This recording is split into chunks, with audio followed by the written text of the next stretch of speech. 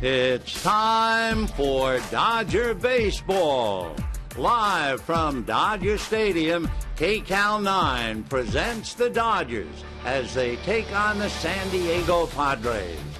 Hi, everybody, and a very pleasant Tuesday evening to you, wherever you may be. Game 2 of the 3-game series. The Dodgers have beaten San Diego 9 out of 13 and 6 out of 7, counting that great performance last night by Clayton Kershaw. On the mound for the Dodgers tonight, Hiroki Kuroda. He is not only 2-0 against San Diego this year, his earned run average is less than 1 against the Padres.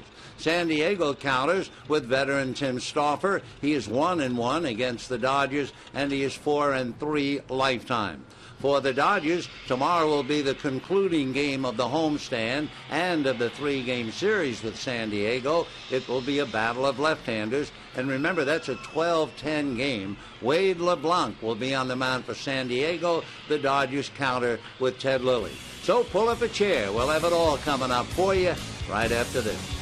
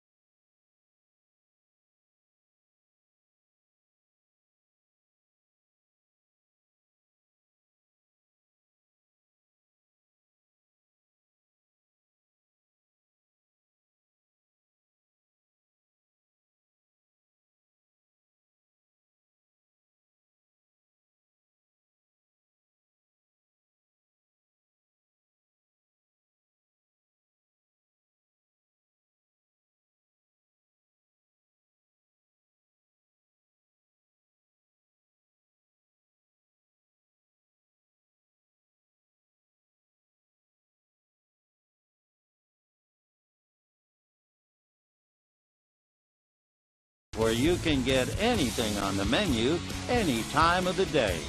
By Infinity, luxury cars that deliver inspired performance. And by Southwest Airlines. Find our fares online only at southwest.com. Hi, everybody, and a very pleasant Tuesday evening to you, wherever you may be. Welcome to Dodger Stadium, Game 2 of the 3-game series between the Dodgers and the Padres. Tomorrow's game at 12:10 with Wade LeBlanc, a left-hander, going against left-hander Ted Lilly. But tonight, a battle of right-handers, Kuroda and Stauffer, in the 14th meeting between the two teams. Dodgers have won 9 of 13. They have also beaten San Diego 6 of the last 7. Bud Black's club has lost 5 in a row, and they're going to try and certainly break that streak tonight. And here's the Padre lineup. Will Venable plays center field. Cameron Maybin out with a bad wrist. Jason Bartlett at short. Jesus Guzman at first. Kyle Blanks, the big boy, in left field. Orlando Hudson at second base. Behind the plate, a red-hot Nick Hundley since coming off the DL. Logan Forsythe trying to fill a big pair of shoes at third in the absence of Chase Headley. In right field, Aaron Cunningham trying to do the same without Brad Hopp. And on the mound, Tim Stauffer. On the mound for the Dodgers, Hiroki Kuroda. And if you go back from the 30th of April until August the 8th, he was 4-12, despite the fact his earned run average was under 3 over 18 starts, where the Dodgers scored him a total of 29 runs while he was in the game. Well, things have turned around. In his 3 starts since that stretch, the Dodgers have scored 24 runs, and Kuroda has won them all with an ERA of 2.2. But he is even tougher against the Padres. He is 2-0, and his earned run average against the Padres going into this game is less than 1. He is 7-4 lifetime. He has built up his won-and-loss record to 10-14, and he'll start against the center fielder Will Venable, left-hand batter. He takes a look at the strike, and we're underway, 0-1. So Venable hitting .262. 5 home runs, 31 runs batted in. Kuroda comes back with a pitch that's lifted to center. Matt Kemp jogs in. One hands it for the out. So 1 away here in the first inning. Boy, it is a gorgeous evening. 71 degrees at 11 minutes after 7, according to the clock on the board. Jason Bartlett, the shortstop, who was in the leadoff role last night and went 0 for 3 with a walk, now hits second. He's batting .248 with 2 home runs, 35 runs batted in. The Padres have been struggling trying to score some runs as Bartlett takes a strike. San Diego picked up 1 run last night on a couple of doubles by Hudson and Hundley. But during that 5-game losing streak, they've only scored 4 runs. Chopper foul outside of third down the line. 0-2 the count to Jason Bartlett. One of the big problems for the Padres, unable to win at home. They are 10 games under 500 at home, and that really has to hurt. Of course, for years, the hitters have always argued about the dimensions at Petco Park. Bartlett, a slicing fly ball to Ethier in right field, and just like that, 2 down in the first inning on fly balls, and the batter will be Jesus Guzman. Jesus Guzman, a freshman, a rookie, and doing a very good job at first base and with the bat, hitting .314. He has 5 home runs, 34 runs batted in. He is really something with runners on base. With runners on, he's hitting .363. Runners in scoring position, he's hitting .438 as he takes a strike. And with runners in scoring position and 2 out, he's hitting .474. So the boy from Sucre in Venezuela, right-hand batter, takes down and away, and a 1-ball, 1-strike count. Guzman last night, 0 for 4, struck out twice, did take a possible extra base hit away from James Loney. So Guzman waits. Kuroda rocks, now turns from the first base side of the rubber, back with a fastball fouled off his foot. So 1-2 the count to Guzman. 2 out, first inning. A reminder again, tomorrow a 12-10 game, and that will be Wade LeBlanc, the left-hander, going up against Ted Lilly, and that'll be on prime time. Ted Lilly talking to Casey Blake as he's draped on the railing with Clayton Kershaw on his left. The pitch low and away, gets away from A.J. Ellis. 2-2 the count. So Hiroki Kuroda, the man from Osaka. Hiroki, 36 years old, 6'1", about 190. Rocks ready, then the hesitation, then to the plate, and it's lifted to straightaway center and deep. Kemp going back, still to the track to make the catch. 2 steps from the wall. So Jesus Guzman, a long out to center, 3 fly balls, and at the end of half an inning, no score.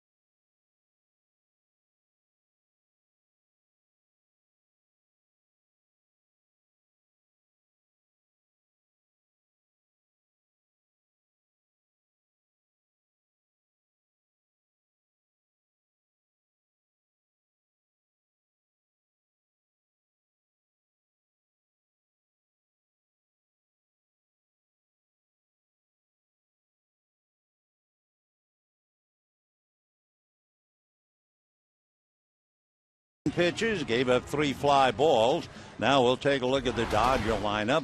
Justin Sellers, the shortstop, leading off. James Loney at first. Then you have Matt Kemp, followed by Juan Rivera in left, and Andre Ethier in right. Aaron Miles continues to hold down at third base. A.J. Ellis gets a little work behind the plate after Rod Barajas has been punching the time clock quite a bit. Jamie Carroll at second base, and Hiroki Kuroda on the mound. On the mound is the veteran Tim Stauffer, born in Portland, Maine, lives in Saratoga Springs in New York, and hopefully everything is okay back there after Hurricane Irene. Went to the University of Richmond. It was interesting. He has toughed some very rough ball games. Last time we saw him, he lost a 1-0 as the Dodgers edged him out, and the game took about an hour and 40 minutes. So we'll see what Tim does tonight.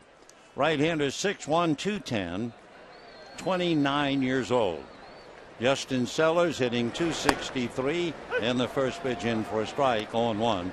Sellers with a home run and 8 runs batted in. For Tim Stauffer, he's a lot like Matt Latos as he's ready to make the strike one pitch on the way. Sellers fouls it off. He's another Padre pitcher who has suffered from pitching well but not getting any offense. He's had 5 tough losses where he's allowed 3 or less and still lost the game. He has 19 quality starts. That's 70% of the time he goes to the mound. Strike 2 pitch is off the plate, 1-2. He is basically a ground ball pitcher if he's on his game. He gets a lot of called third strikes. He also is #1 in giving up home runs on the road. The 1-2 pitch is low to Justin, 2-2. He has given up 14 home runs on the road. he has given up 18, so he's really tough at Petco, where he's allowed only 4. Interesting, too, as they look at the lineup against him, the hitter who's given him a bad time is number 7. Sellers chases a slider off the plate, strikes out, and just like that, one away, and the red-hot James Loney coming up. By the way, if that holds up on the number 7 hitter, the number 7 hitter tonight is the Dodger catcher, A.J. Ellis. Meanwhile, here comes Loney. James hit one out last night. He now has 9, hitting .275, 47 runs batted in. Loney is hitting .514 during his 8-game hitting streak, and he's had an RBI in 6 straight. He looks at a fastball low and away. 1 ball and no strikes. In looking at James Loney going up against Tim Stauffer, he's hitting .333 against Stauffer, 4 for 12. The only Dodger with a home run against Stauffer is Andre Ethier. The 1-0 pitch, and that's in for a strike, and the count 1-1. C.B. Buckner, the veteran umpire, is behind the plate, 13th year in the big leagues, from Jamaica in the West Indies. Here's the 1-1 pitch on the way, low and away, ball 2, 2-1. So Tim Stauffer, one of those pitchers who stayed right around the rubber and pitches from the first base side, a la Matt Latos last night. 2-1 pitch on the way, and Loney slices it in the air to left center. Going back is Venable to make the catch. So Loney, a long fly ball. Venable caught it on the track. And we have 2 down in the first inning, and the batter will be Matt Kemp. So Matt, slowly walking up to the plate, has not had much success against Stauffer, hitting .250 with just 3 hits. However, as he checks in at the plate, 5th in the league with a .319 batting average, 2nd in the league with 100 RBIs, and tied for 1st with 31 home runs. He is 3rd with 158 hits as well. Stauffer deals, and the pitch is low, ball 1, 1-0. Dodgers playing pretty well in the month of August. They're 15-11, and we're coming to the end of August tomorrow. The 1-0 pitch, that's low, ball 2. On deck, Juan Rivera. So for Don Mattingly, experimenting, and he has Loney hitting 2nd, Kemp hitting 3rd, dropped Ethier to 5th, and the ball club responding very well. The 2-0 pitch on the way is fouled off, and 2-1 the count. Dodgers most recently, of course, had a little winning streak when they were battling the Colorado Rockies. So 2-1 the count to Matt Kemp. Stauffer into the windup. Tim comes back 2-1, and it's grounded foul outside of 3rd and down the line. I never get tired of talking about Tim Stauffer and the fact that he is an honorable man. We've told it before. He was offered a signing bonus of $2.6 million, and he admitted during negotiations he had a shoulder problem, so they signed him for $750,000. Kemp takes low.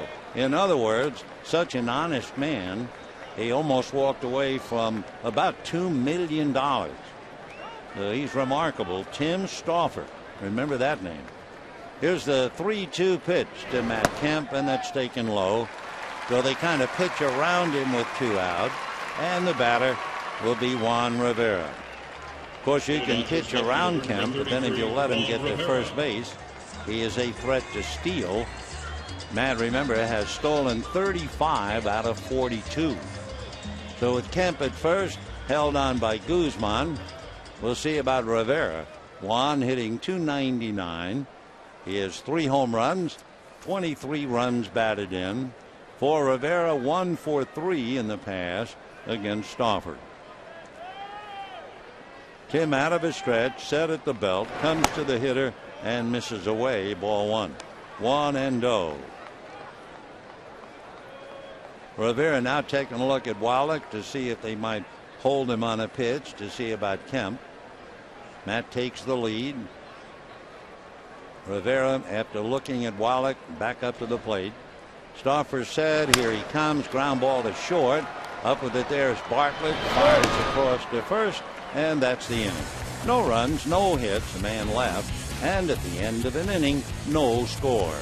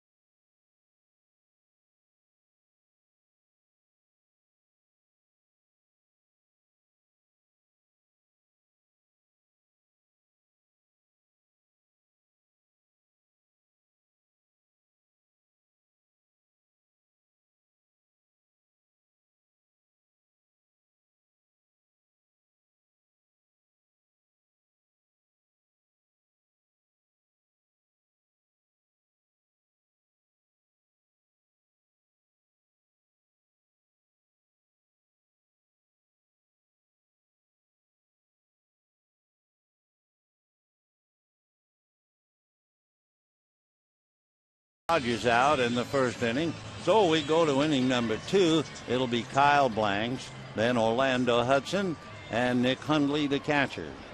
Big Kyle Blanks, he put on quite a show last night, leading off in the second inning.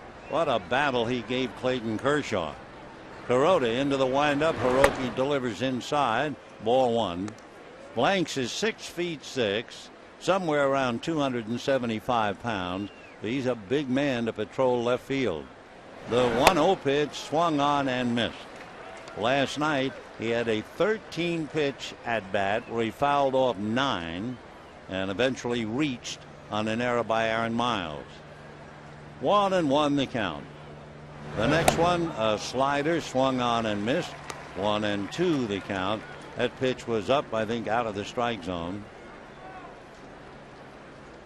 Blanks hitting .233, has a half a dozen home runs, 18 runs batted in, averaging a strikeout a game, and he takes away 2-2 the count. He's been in 35 games and he has struck out 35 times. He has managed to walk 9.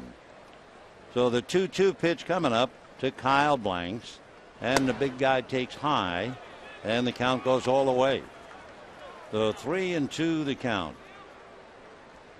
Blanks struggling. He is 1 for 20 over his last 5 games. And the 3-2 pitch on the way. Line drive over a leaping Aaron Miles down into the corner. Playing the cam nicely is Rivera, but into second base goes Blanks. All you have to do is see that big man make contact, and you know why the Padres are so interested in him. So he just got a ball just about at belt high, and it was a bullet over a leaping Aaron Miles. You could say if Casey Blake were playing third, being taller than Aaron, Blake might have caught it, but for Miles it was an echo. So a double to left, and the batter now Orlando Hudson. No score, second inning. Blanks with the leadoff double. Hudson batting .257, 5 home runs, 38 runs batted in. Switch hitter, and he'll check in left-handed. From this side of the plate, hitting .253, and he has 2 home runs. Right, he is hitting .265 with 3 home runs. Hudson, working against Hiroki Kuroda, is just 3 for 18. Kuroda ready and delivers. Hudson fouls it back. 0-1 the count.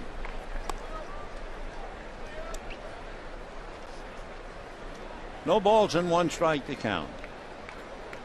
So Hudson backs out after a quick look at Glenn Hoffman.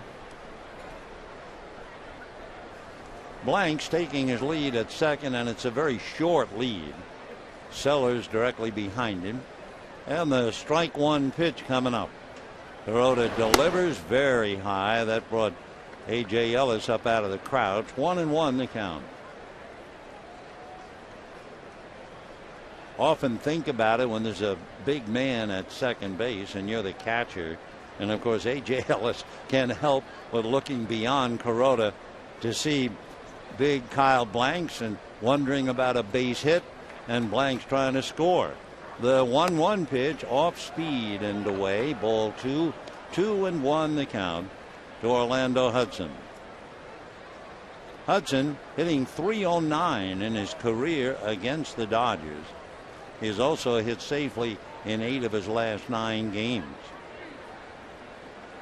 Orlando waiting, and the 2-1 pitch. Hudson sprays it down the left field line. Slicing foul by maybe a foot.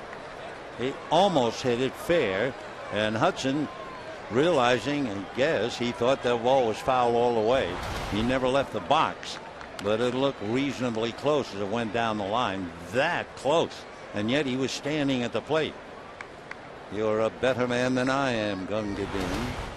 Yeah, you got to have great eyes to be able to figure that out.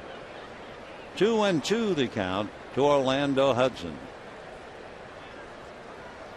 Out of his stretch goes Kuroda. Another look back at Blanks. And the 2-2 pitch on the way. Orlando takes just inside. Ball 3. So Kuroda, who made 10 pitches in the first inning, has made 11 pitches with no one out here in the second. Hudson takes him all the way. On deck, Nick Hundley. Blanks again cannot afford to take a big lead. The outfield sprayed out about straight away for Orlando Hudson. 3-2 pitch on the way, swung on, popped up. Justin Sellers goes out, waiting, and makes the catch. For Hudson, a bad at bat. You certainly, if you're going to make an out, you'd certainly like to get the guy over to third, but instead he leaves him at second. So 1 away. And the batter now, Nick Hundley.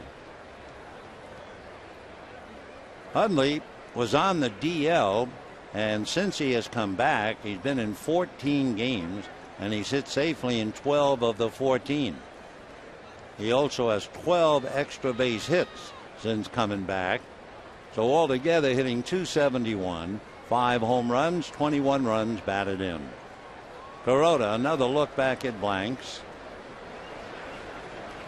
Hiroki delivers, and Hundley swings, doesn't get it, and the count 0-1.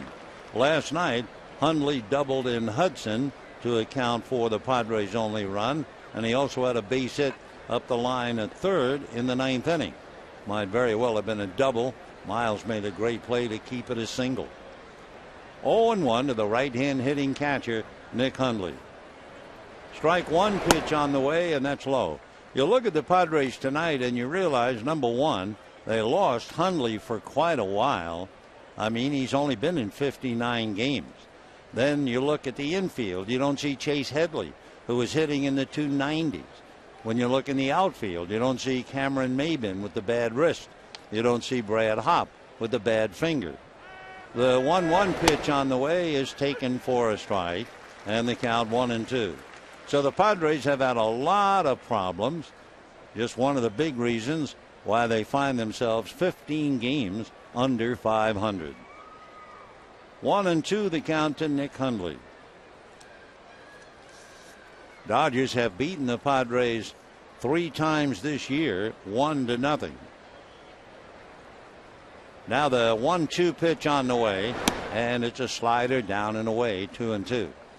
By the way, in looking at the Padres, in 1-run decisions, they have lost 27 while winning 18. And I'm sure a lot of people in San Diego will say, well, if they just improved in those 1-run games, they'd have a heck of a good team. But normally from one year to the next, it doesn't work that way.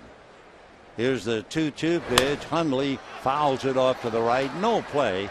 Ellis hustling over anyway to take a look. Yeah, statistically, they've done a study on that, and it's human nature to look at a ball club and say, wow, they've lost a lot of one-run games. If they really bear down next year and cut that one, et cetera, et cetera. But usually the clubs that lose a lot of one, they don't come back. Not the next year. Dodgers in one-run games, by the way, are above 500. 2-2 the count to Nick Hundley. Blanks at second, one out, second inning, no score. Kuroda with a runner at second. Looks back there at Blanks. Now the right-hander delivers, and it's a fastball away. He's throwing 92, but he is not with his usual control. Oh, sure, he hasn't walked anybody yet, but he's had a couple of 3-ball counts, and you're talking to a man who usually averages 2 walks per 9 innings. So 3-2 after going 3-2 to Hudson. Blanks at second, one out, no score. Here comes Kuroda, and a high fly ball to left field. It's playable. Rivera is there. All Blanks can do is go back to second. So Hundley a fly ball, and that's what made Hudson's at bat so important. If Hudson gets his man over to third, Hundley's fly ball is a run. But there are so many reasons why you're in last place. So here now is Logan Forsythe. Forsythe 0 for 3 last night, 4 for 21 on the road trip, hitting just .217, replacing Chase Headley, who was hitting .292. So Kuroda out of a stretch, looks back at Blanks, comes to the plate, and it's low and away, ball one.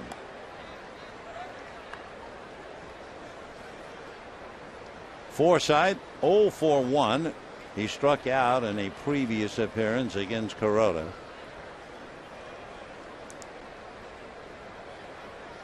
Now the 1-0 pitch on the way. No score, second inning, 2 out, and the next one away, ball 2. 2-0 the count to Forsythe. Hiroki Kuroda. He is 10-14. He's won 3 in a row, and he has beaten the Padres twice without a loss this year. Forsythe out of Memphis, Tennessee, trying to pick up Blanks. A figurative expression considering the size of Blanks. Here's the 2-0 pitch on the way. That's in for a strike. 2-1 the count. 32 pitches made by Kuroda. That means 22 so far here in the second inning. Hiroki out of a stretch. Another look back at Blanks.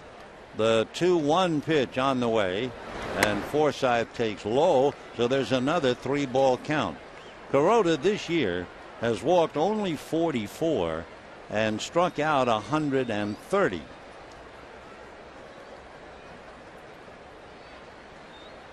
Three and 1 the count to Logan Forsythe. Aaron Cunningham on deck. Hiroki looks down the barrel to get a sign. Ellis hangs it out for him.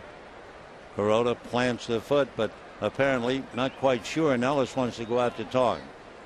Hiroki has learned some English, not a whole lot. In fact, he's the first one to tell you his daughters speak better English than he does, but of course they go to school here in town. And English, Japanese, or whatever, they've learned the closeness, the proximity of the lenses in television, and they cover their mouths, so can't be any lip reading. All right, Hiroki trying to get out of a little jam. A leadoff double by Blanks. Hudson popped up. Hundley flied out. The 3-1 pitch to Forsythe is off the plate for ball 4. So first and second, 2 out, and Aaron Cunningham coming up. Number 28, Aaron Cunningham. Cunningham is hitting just .177. He has 1 home run, 6 runs batted in. Aaron playing right field. He was born in Anchorage, Alaska. right-hand hitter. And here comes Kuroda, and it's swung on and missed. 0-1.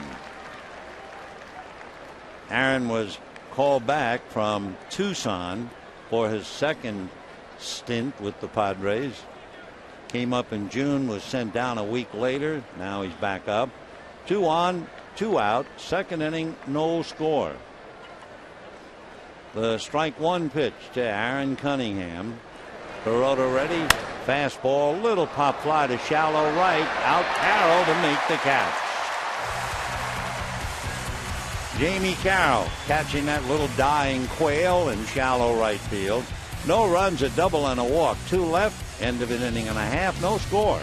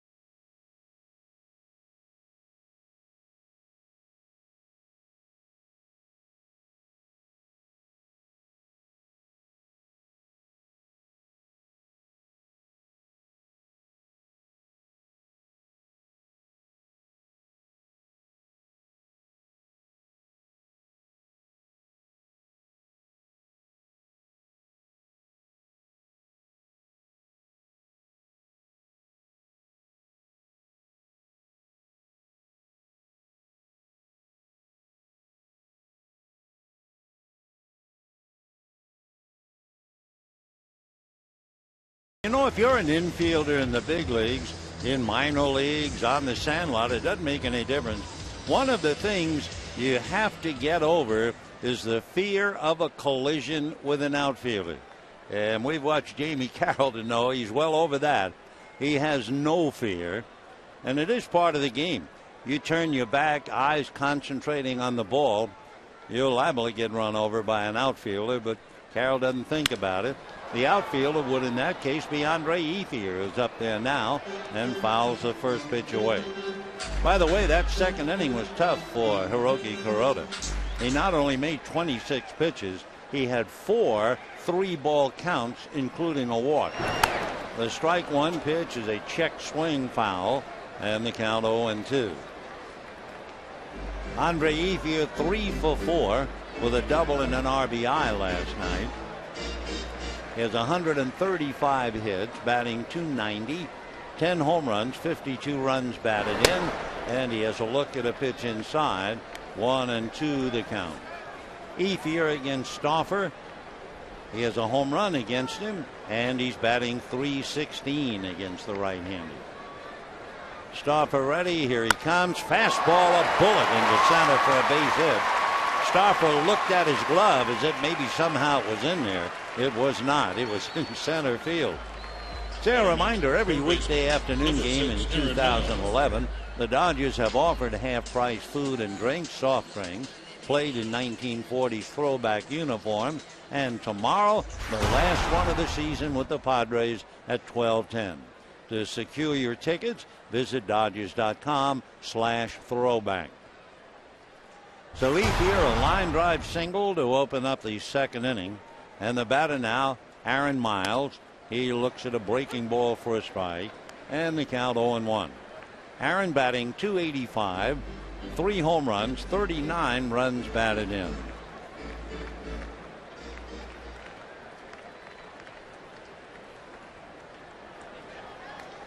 Aaron waiting. The strike one pitch inside, almost got him. 1-1.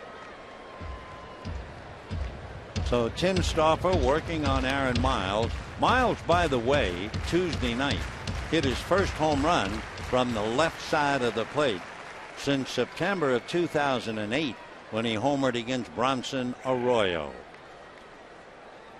1-1 the count, Aaron. Stauffer set. Ethier off the bag at first. Miles takes high. 2-1 the count. Aaron has been Mr. Clutch, hitting .326 with runners in scoring position, hitting almost .370 whenever men are on. So he's been another great contributor to the Dodger offense. Now the 2-1 pitch, and that's a little high and away. So Stauffer in a jam now. 3-1. A.J. Ellis, and remember the number 7 hitter in the opposing lineup have given Stauffer a bad time, and tonight it's Ellis. Here's the 3-1 pitch to Aaron Miles. There goes Ethier, and it's fouled away. Upstairs off to the left of the plate. So Andre going back to first, but checking with Tim Wallace to see, since he was going 3-1, you kind of figure he's going 3-2. We'll see. Stauffer, in comparing, has walked 43, struck out 114. So about 2.5 to 1. Ethier goes again. The pitch is low. Ball 4.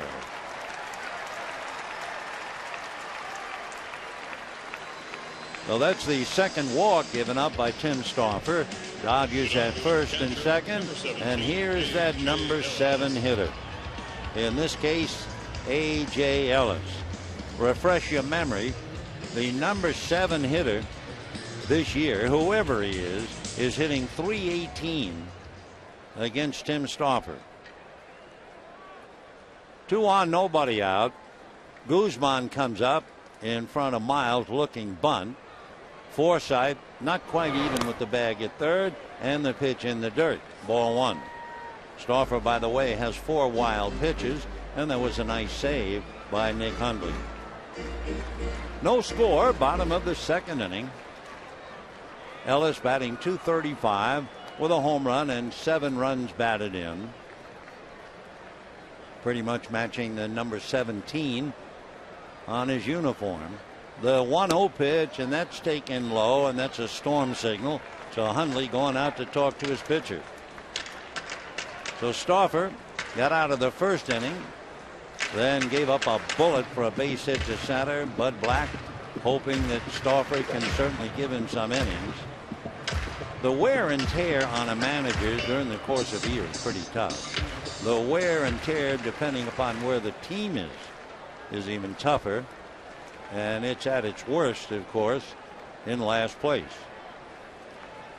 2-0 the count. Ellis fouls it back, and the count 2-1.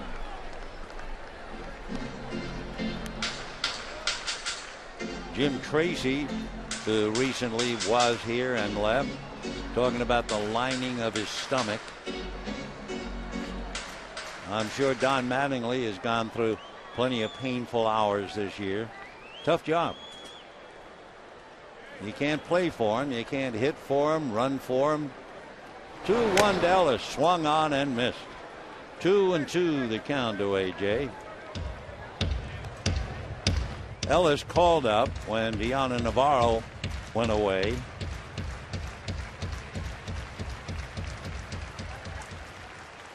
Ellis's home run was against the Cardinals' Jaime Garcia. Called up from Albuquerque. 2 balls and 2 strikes. Ellis swings, fouls it away. Interesting what the numbers will show you without wearing you out with the number itself. We were talking about the 7th hitter in the lineup giving Stauffer a bad time all year. A.J. Ellis, for what other reason, is hitting .333 from the 7th inning on in the games. Waiting on the 2-2 pitch. Stauffer said, here he comes. Bad ball, chased and missed.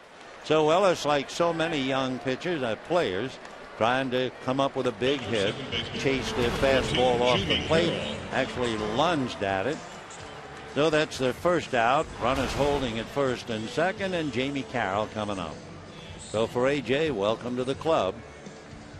Meanwhile, Jamie Carroll hitting .291. Do you think he'll swing at the first pitch if it's a strike? He has 12 runs batted in. 1 out, 2 on. Hiroki Kuroda out on deck. No score in the second inning. Very light breeze blowing from left to right, barely. Stauffer ready. Tim delivers, and it's taken for a strike. 0-1. Tell you one thing, you can walk up there and take the first pitch, as Carroll does all the time. You have to be a pretty confident hitter. 0-1 the count. Ethier at second, Miles at first, breaking ball off the plate, and a 1-ball, 1-strike count. Remember, we told you that Stauffer basically is a ground ball pitcher. There's been one ground ball. It was hit by Rivera to end the first inning.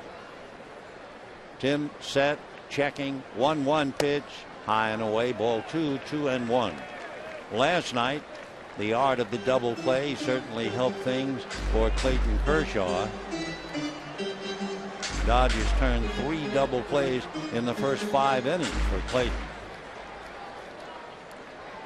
He turned in a dandy last night to win his 17th, that's for sure. The 2-1 pitch swung on, big chopper foul outside of third and down the line. Boy, do you realize Kershaw here at Dodger Stadium against all comers? He has won 9 straight at Dodger Stadium. His record this year, 10-1 at Dodger Stadium, so no wonder he's blowing bubble gum tonight as he watches Tim Stauffer and Jamie Carroll. 2-2. Stauffer ready.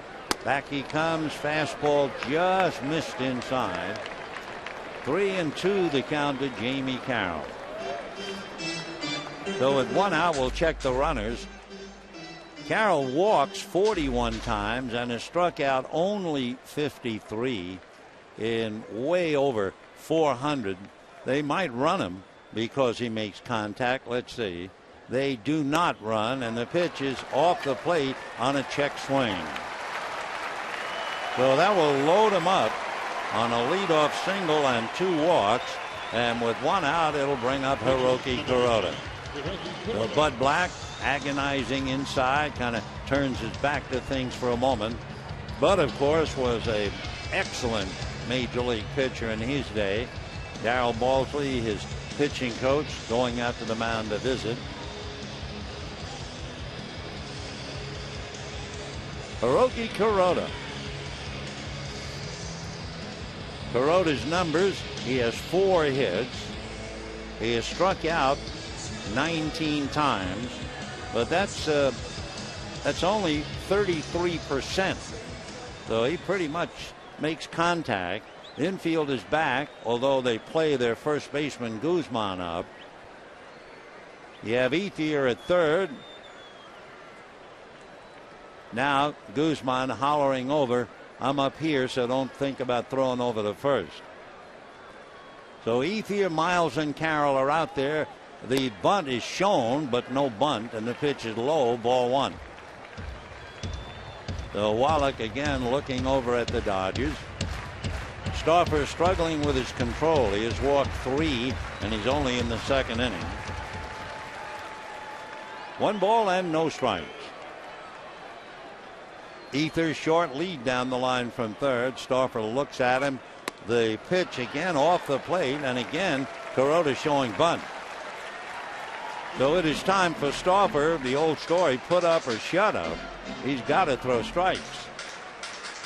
Meanwhile, Mattingly and Hillman, the firm, very much alive. Now, if Kuroda is not sure, Wallach is coming down and whispers in his right ear. Meanwhile, another whisper went on as Nick Hundley went to the mound to talk to Stauffer. So 1 out, bases loaded, second inning, no score. Ethier, Miles, and Carroll, and Kuroda up there. 2 balls, no strikes. Stauffer heaves aside, comes to the plate, gets a low strike at the knees. Each time Kuroda shows bunt. Once again, we look over at Mattingly.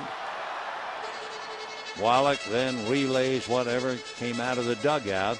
Tim says something to Ethier, and Tim walking down back to his coaching box, and Ethier a short lead at third. 2-1 pitch is taken low. Ball 3. Stauffer came in with a record of 8-10, and he is really struggling, not to mention what he's doing to Bud Black. You walk the number 8 hitter and then fall behind 3-1 to the pitcher. It's not exactly the manager's delight. 3-1 pitch to Hiroki. He takes a strike. Waiting on deck, Justin Sellers. No score. Bottom of the second inning. Kuroda made 26 pitches in the top of the second inning. 27 pitches have been made now by Tim Stauffer with 1 out. 3-2 with the bases loaded, and it is ball 4. So Stauffer walks the house, and the Dodgers take a 1-0 lead. For Hiroki Kuroda, a run batted in, and everybody else moves up as Ethier carries the run in. Number 12, Justin Sellers. So Ethier gets 5, the Dodgers get 1, and Justin Sellers coming up. As the old managers used to say, there is no defense for the base on ball. Nobody can help you out. Nobody can make a great catch or a great throw. So Stauffer out there has walked 3, given up a single. Dodgers lead 1-0. And here's Sellers, who struck out in the first inning. Stauffer delivers a chopper foul outside of third and down the line. And the count 0-1. 29 pitches made. Stauffer struggling with his control. Ethier greeted him with a line drive single to center. He walked Miles, struck out Ellis, who chased a bad ball. Then he walked Carroll, and for good measure, Kuroda, to give Hiroki a run batted in. 0-1 to Sellers, still only 1 out. Here comes the pitch, and a high fly ball into deep left center. Outfield relatively shallow. Venable goes back to get it. Scoring easily is Miles. Taking third is Carroll. So Sellers gets a run batted in, and the Dodgers lead 2-0.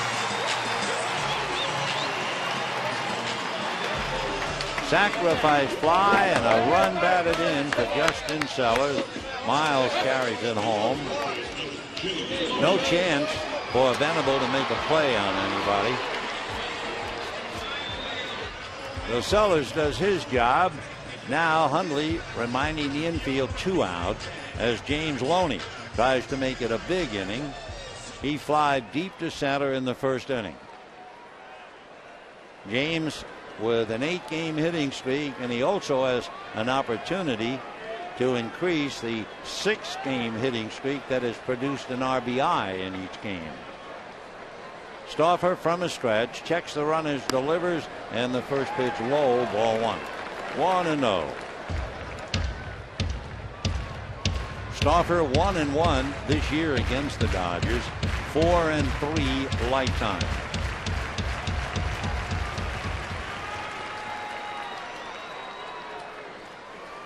His 3-0 victory against the Dodgers was a shutout.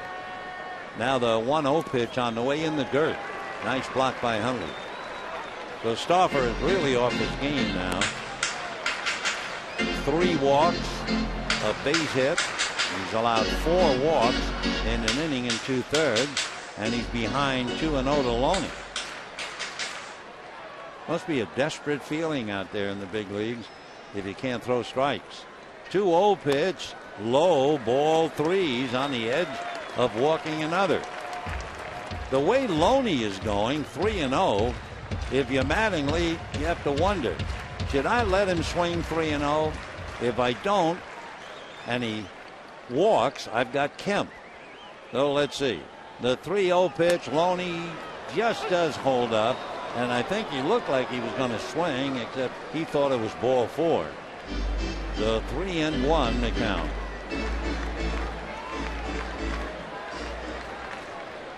James back up. Dodgers at first and third. The pitch to Loney, and that's high.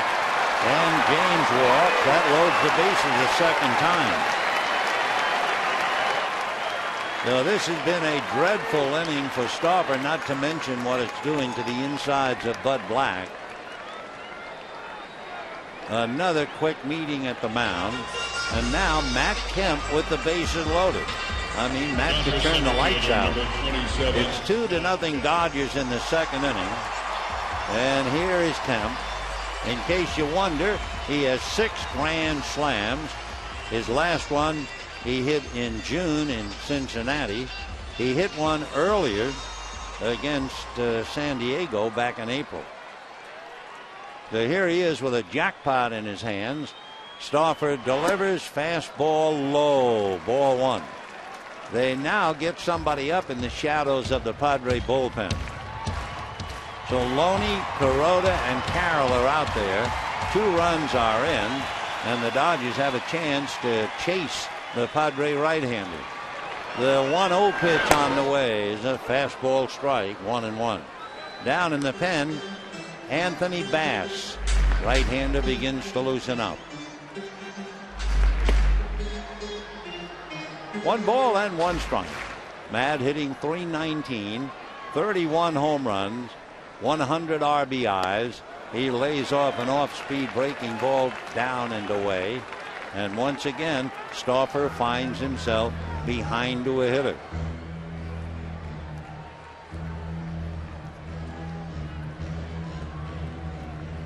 Two and 1 the count to Matt Kemp.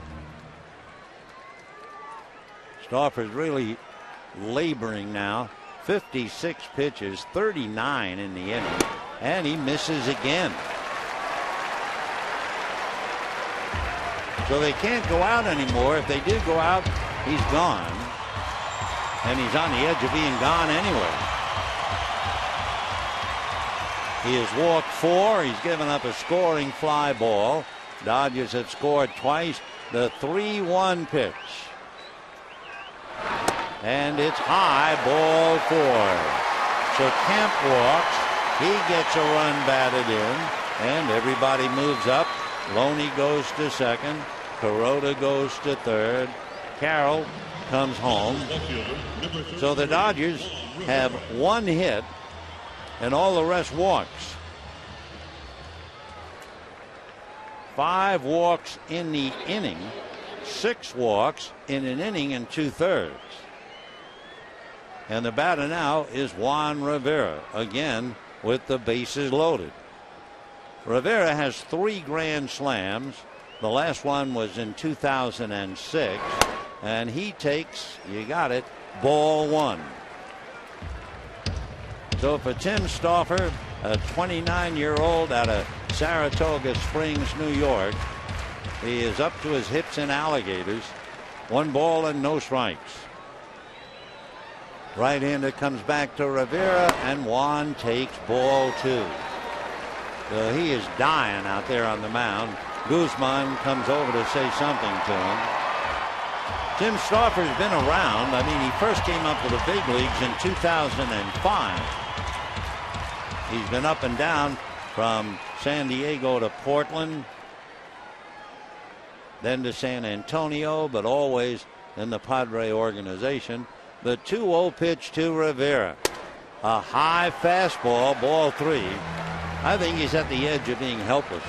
I don't know if he can throw a strike anymore. They're playing the music, the dreaded music from the Shark. Here's a 3-0 pitch on the way, and it's a throw down to first, not in time. However, Rivera threw the bat away, so it's ball 4, and everybody moves up. And now finally Bud Black has run out of patience. That is not much of a big league inning for Tim Stauffer. 6 walks in the second inning. 7 walks in an inning, and the Dodgers advantage 4 and the Padres nothing. 44 pitches made by Stauffer, and we will be back.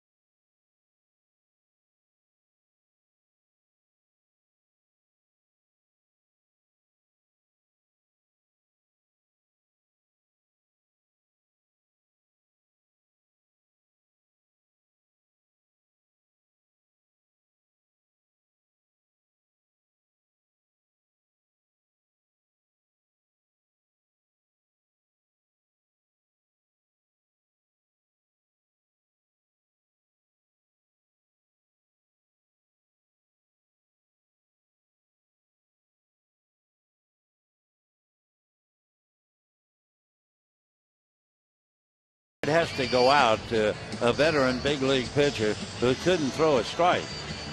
He had thrown 4 walks in a game, is high in his career. He's muttering unbelievable. He might also be angry at the plate umpire. Most pitchers would figure that the plate umpire was squeezing him a little bit. 7 walks, that would break anybody's spirit. So Anthony Bass coming in out of the bullpen. And Bass with the bases loaded 2 out, and he's greeted by the man who started the inning and all the trouble, Andre Ethier, who whistled that line drive single to center field against Stauffer. So Bass trying to get a little comfortable out there. He's from Dearborn, Michigan, and Anthony with 2 out working on Ethier. Right-hander ready, delivers, and the first pitch hammered to right. Back goes Cunningham. It is gone. Grand slam home run for Ethier. The Dodgers have an 8-run inning and lead 8-0.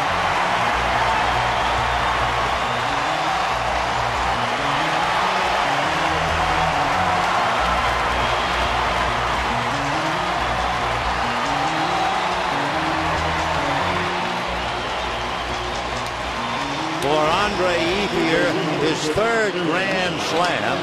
Most recently in May of last year, he hit a grand slam against Milwaukee. So the Dodgers 7 of the runs charged to Sten Stauffer, which of course ruins any earned run average he had. And for Bass, his first pitch. And of course you can tell Ethier, he's coming up saying, okay, this fella's seen all the walks. He's going to try to get ahead of me, give me a fastball, and he was sitting on it, as the players say. Aaron Miles punches one back at third. Nice stop and throw. The Forsythe throw pulls Guzman off the bag, and Miles is safely aboard with a base hit. Take another look at the grand slam. Andre got that fastball, didn't wait. No doubt. The only thing you're worried about with the ball sink and hit the wall, but it stayed up and went over. Cunningham hoping to get a carom, but it cleared the wall, and the Dodgers have scored 8 here in the 2nd inning. And Ethier his 3rd slam in his career. So he started it and literally ended it, I guess, making it 8-0. Miles with a base hit at first, and here's A.J. Ellis, who struck out in the 2nd inning. There's no defense against the walk. Boy, they've been saying that for 100 years, I guess, in this game. 1 ball and no strikes. Bass set, ready, back he comes. In looking at Stauffer's background, in his career, the most walks that he ever gave in a game, 4. And he had 7 walks in an inning and 2/3. Now the 1-1 pitch on the way. And that's in the dirt. Ball 2. It can be such a cruel game anytime you go out there. Naturally, when you're a kid, you're always dreaming of winning. You're dreaming of pitching a shutout or hitting a grand slam. You don't dream of losing. Here's the 2-1 pitch coming up, and that's low in the dirt. Ball 3. 3-1.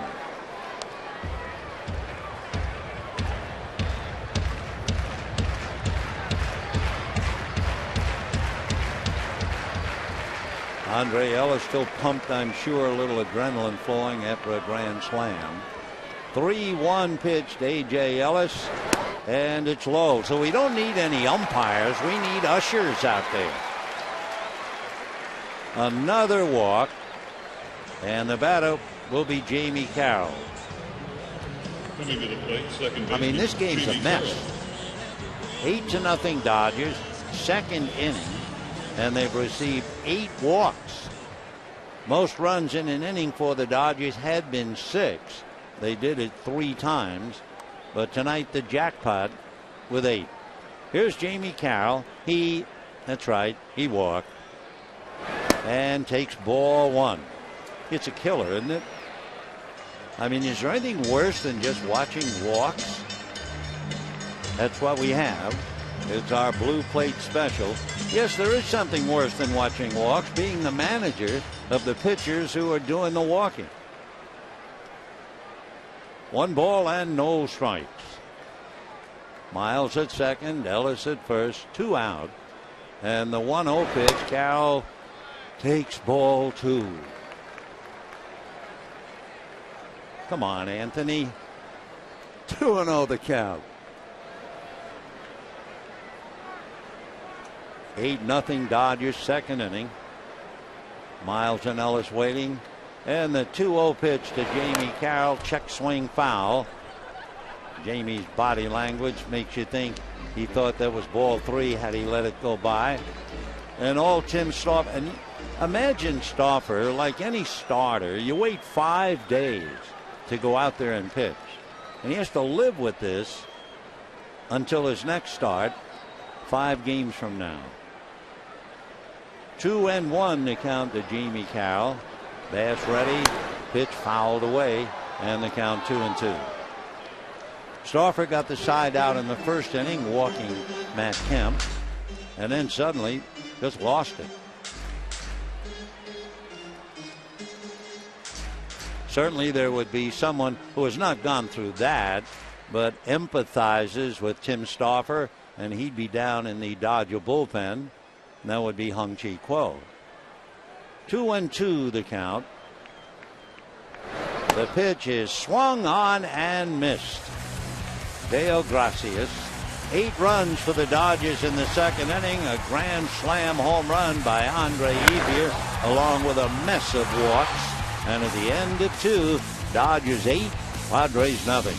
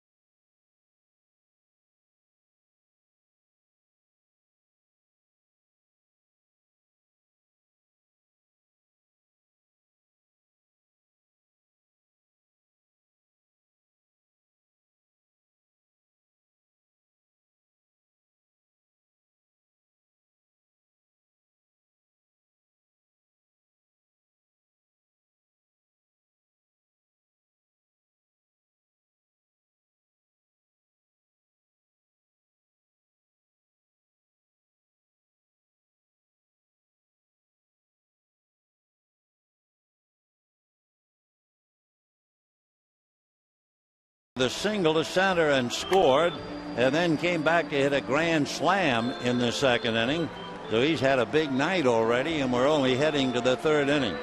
By the way, for Tim Stauffer, not a consolation, of course, but since 2000, Tim is the 5th pitcher to walk 7 batters in less than 2 innings. He is the first major league pitcher to do it, however, since 2006. Here's Anthony Bass, the pitcher, leading off, and he takes ball 1, 1-0. One of the 4 pitchers who walked 7 in less than 2 innings was with the Chicago Cubs, and that was Kerry Wood. So a tough night for the veteran Tim Stauffer. The 2-0 pitch. Now Kuroda's having troubles. He's 3-0. Of course, that was a long inning. 44 pitches, 13 by Bass. 57 pitches were made in the second inning. The 3-0 pitch in there. 3-1. 8 runs, 3 hits for the Dodgers. No runs, 1 hit for the Padres. The next pitch is swung on and missed. 3-2 the count to Anthony Bass. Bass has only had 2 at-bats, being a reliever. The 3-2 pitch, high chopper back to the box. Kuroda has it, flips to Loney, and 1 away. So the batter now will be Will Venable, who flied to center in the first inning. Will Venable.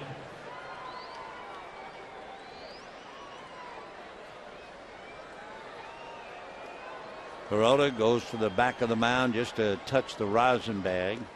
Now Hiroki up on top. Beautiful evening, 71 degrees. Venable flied to center in the first inning. Will 0 for 1, hitting .261. Off speed, wrinkles in for a strike. 0-1 the count.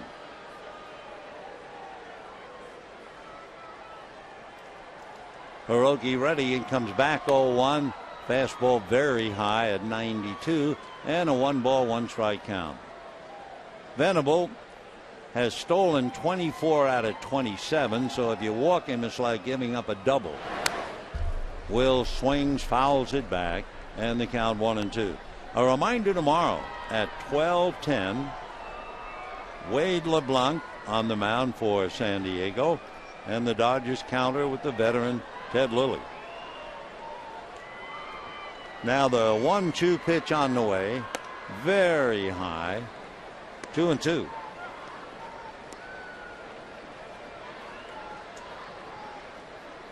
Kuroda ready, and his 2-2 pitch on the way. Venable swings, fly ball to left field. At the other end of it is Juan Rivera. So we have 2 down in the third, and the batter will be Jason Bartlett. You know, September 16th, 18th, the Dodgers and Hello Kitty fans can receive a limited edition Hello Kitty collectible plush decked out in Dodger gear. The offer is available exclusively when you buy your tickets at Dodgers.com/Hello Kitty. Bartlett flied to right in the first inning. Jason takes a strike. 0-1. Dodgers 8, Padres nothing. Top of the third inning. Now the strike 1 pitch on the way. Breaking ball, slider, swung on and missed, and the count 0-2. Kuroda can get the fastball up to about 93. That slider about 83. He comes right back 0-2, and the pitch is low and inside, a splitter, I think. 1-2 the count. Bartlett batting .247. The 1-2 pitch a little low. 2-2. Every time you see a lot of pitches that miss the plate, I can't help but think of Bob Uecker in the movies. Just a little outside. The 2-2 pitch inside, ball 3. So Kuroda has had, I believe this would be his 5th 3-ball count. So he's laboring tonight. 3-2 pitch on the way, fouled away. So Kuroda has walked 1, but he's had 5 3-ball counts. That is very much unlike him.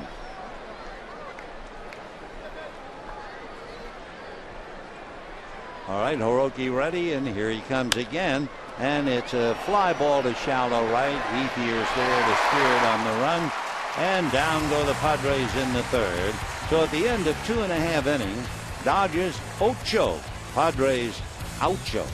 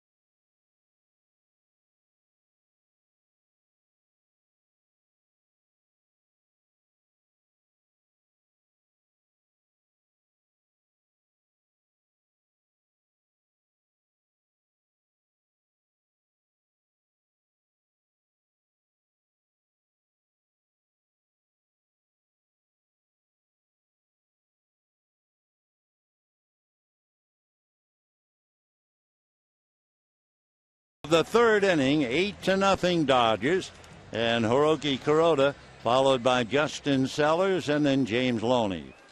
So Anthony Bass in relief of Tim Stauffer, and the first pitch in for a strike, 0-1. 8 runs, 3 hits for the Dodgers. No runs, 1 hit for the Padres. Fastball fouled away, 0-2. Bass basically fastball, slider, and change. Out of Dearborn, Michigan, went to school at Wayne State and was a 5th-round pick by the Padres in 2008. When he was at Trenton High School in Michigan, he struck out 19 to break J.J. Putt's school record. 0-2. Right-hander 6'2", 190. Only 23. He'll be 24 in November. And he's off the plate. 1-2 the count. So Bass following Stauffer to the hill. And the 1-2 pitch up and high. 2-2.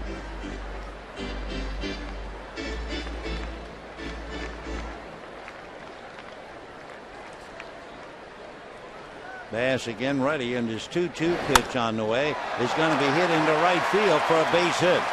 So on a night where Kuroda had a walk to drive in a run, now he comes up with a base hit, which may or may not be a good deal. I mean, here we are, the end of August. Kuroda moved from station to station in the 2nd inning after he walked and eventually walked home. Now he's right back out on the base paths with a base hit. Justin Sellers has struck out and had the sacrifice fly. 8-0 Dodgers in the 3rd. They're not going to hold Hiroki Kuroda. No chance he's going to try to run. And the pitch to Sellers, very high, ball 1. 1-0. Last night, Clayton Kershaw walked 1. Matt Latos walked 3 while he was in there. Latos walked 2 in the first inning and another in the third. Tim Stauffer, I'm sure, has left the dugout. That's a nightmare night for any pitcher, and especially a big league pitcher. 1-1 the count. Pass delivers, breaking ball, slider away, ball 2, 2-1. 8 runs, 4 hits for the Dodgers. Ethier has 2 of the 4 hits, a single and a grand slam. 2-1 pitch on the way. Sellers fouls it back in the count, 2-2.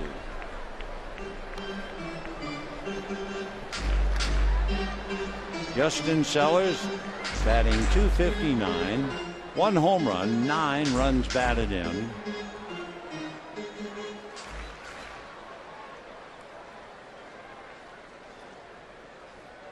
Sellers waits. Bass out of a closed step. Comes back with a fastball lifted into center. Coming in for it is Venable. He has the play and he has the ball. So Sellers a fly ball. 1 out. James Loney coming up.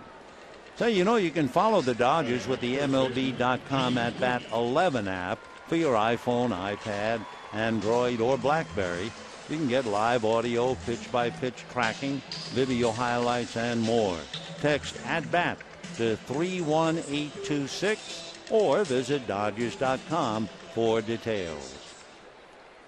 So here's Loney, fly to center and walked.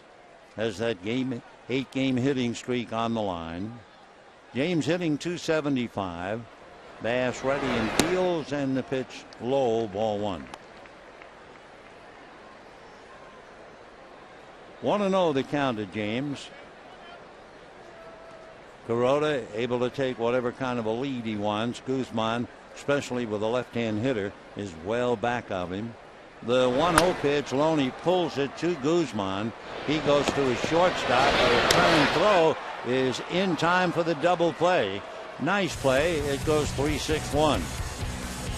So no runs, 1 hit, nobody left, and at the end of 3, 8-0 Dodgers.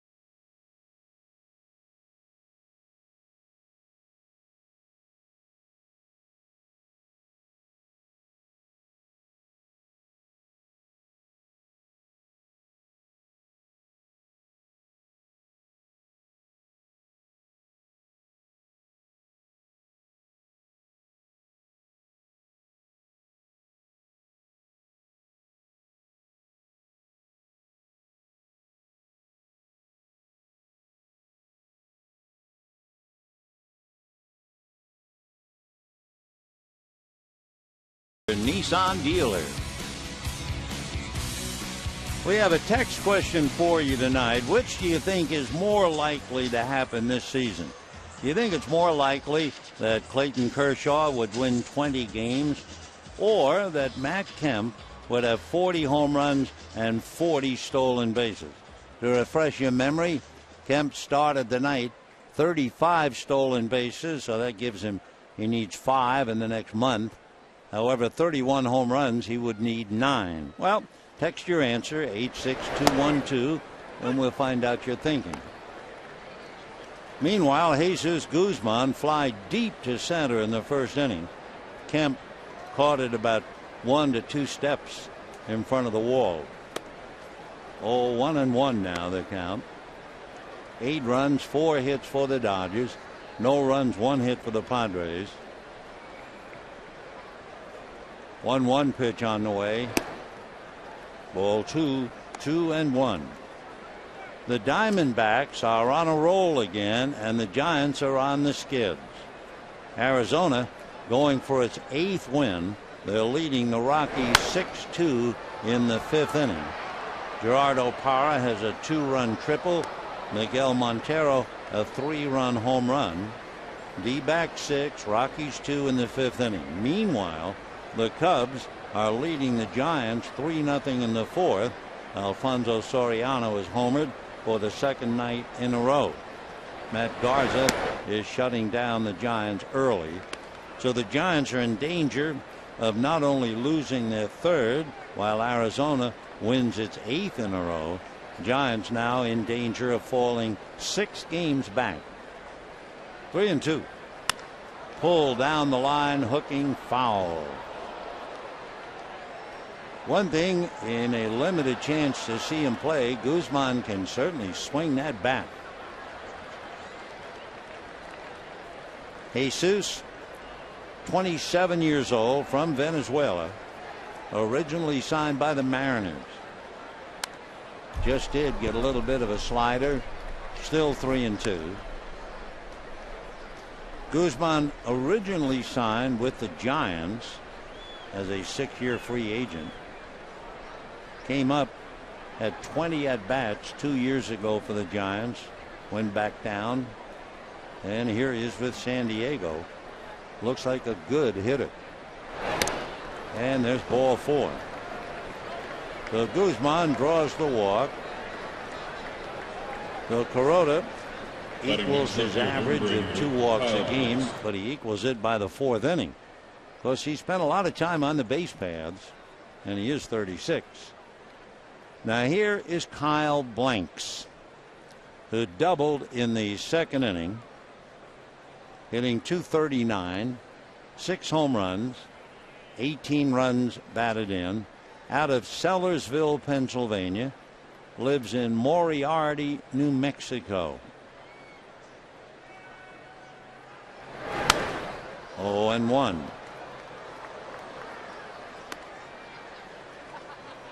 No balls and 1 strike.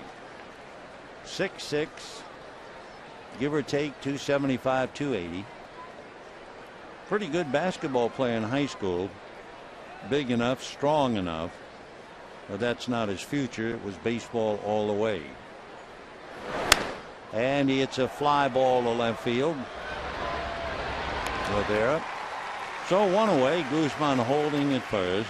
And the batter will be Orlando Hudson. Hudson had a frustrating at bat in the 2nd inning. Came up after Blanks had doubled. Battled only to pop up to short. The failure to advance Blanks meant that the long fly ball by Hundley was for naught. So the O-Dog hitting .256. The pride of Darlington, South Carolina. That's right.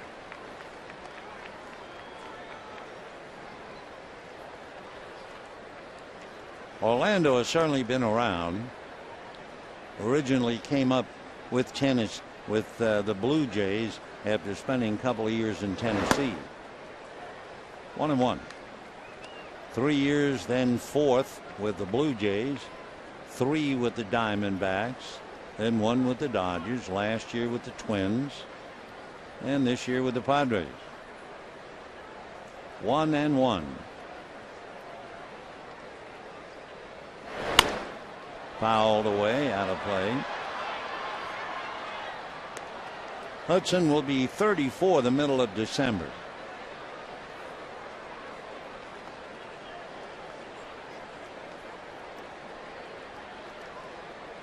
They say that Hudson was 4 years old, watching a ball game with his mom and dad on television, and all of a sudden he said, "I'm going to be on TV one day playing baseball." It certainly worked out for him. Ball 2. 2-2.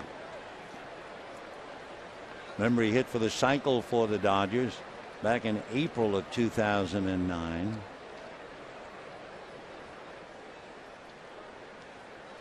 Two balls, two strikes. Foul ball. Hudson remembers his first baseball mitt. Family called it a Kmart special. It came with an Easter basket full of candy, but he shoved the candies aside, cradled the glove, slept with it at night, and that was the beginning of his love affair with the game. 2-2 to Orlando. Still hacking away.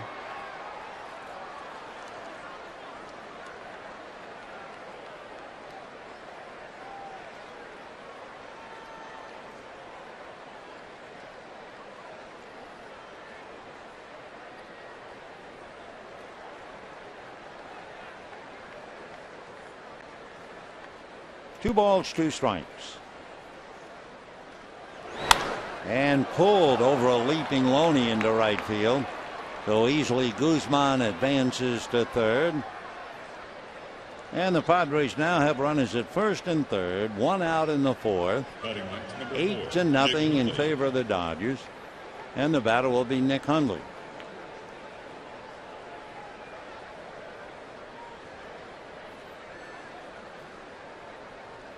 Hundley flied to left field, reasonably deep enough to have scored a runner from third, but the runner was at second, though it's still 8-0 Dodgers.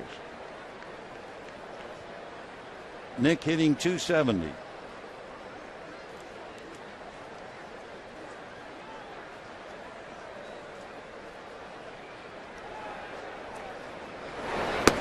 Slider.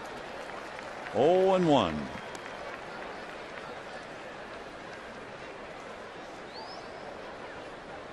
Hiroki's making a lot of pitches. He's made 72 pitches, and he's only in the fourth inning. Fastball lifted to left center, plenty high for Kemp. Tagging a third on the catch. Matt unleashes a throw to the plate. It is in time to get him.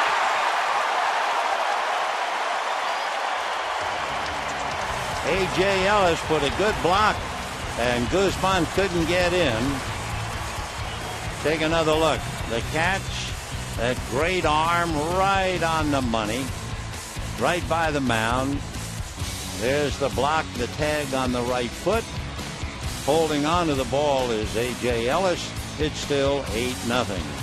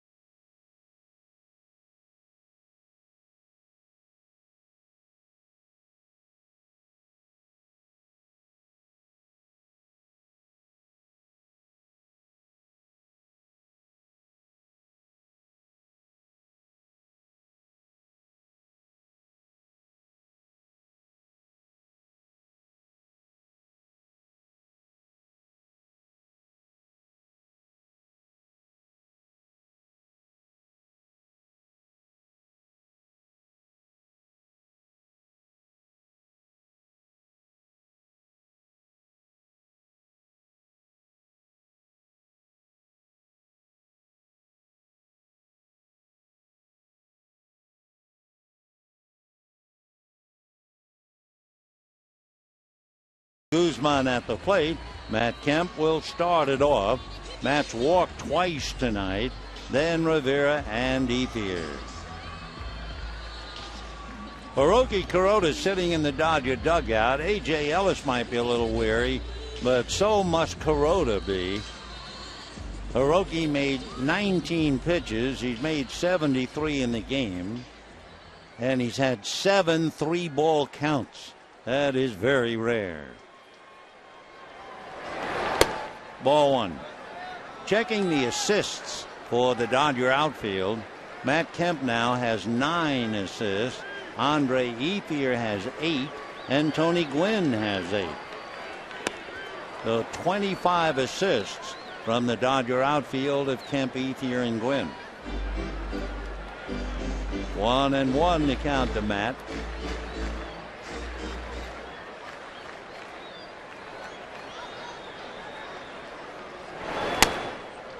Ball 2, 2-1.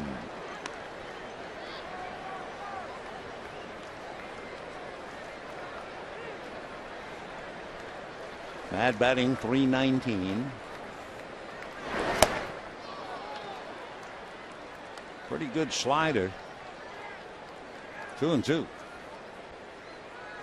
Anthony Bass.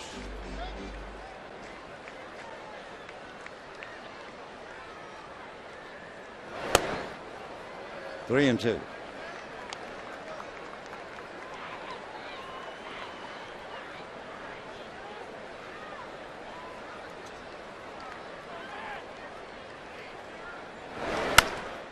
Round up the middle, base hit.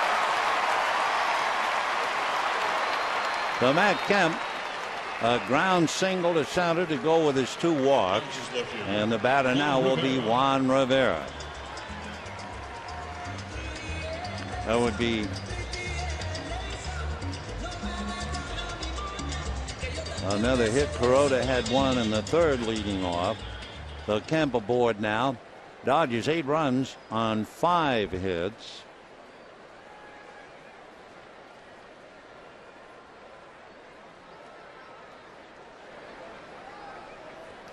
Rivera grounded a short and walked. Juan 0 for 1, hitting .297.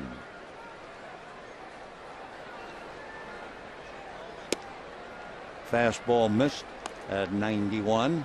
1 ball and no strikes.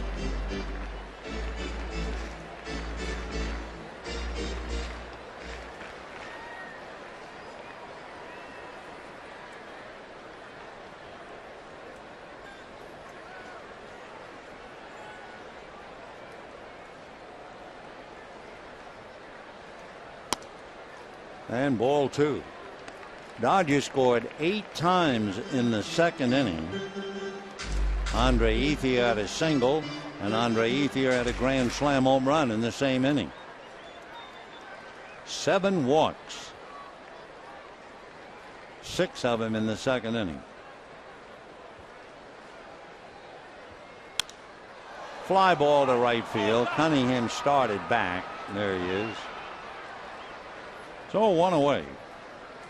Going back to that 2nd inning, when Andre Ethier hit the grand slam, that meant the Dodgers had 8 runs on 2 hits in the inning, and both hits for Andre Ethier. Then later on, remember, Aaron Miles had a base hit, but that was after Bass had given up the home run.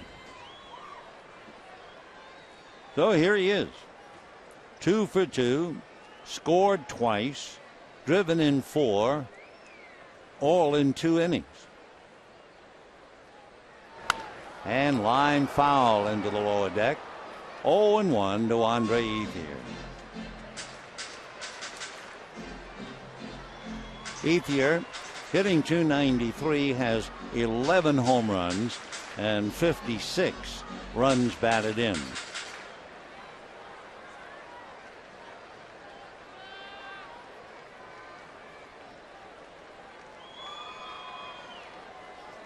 Eight runs, 5 hits for the Dodgers. No runs, 2 hits for the Padres.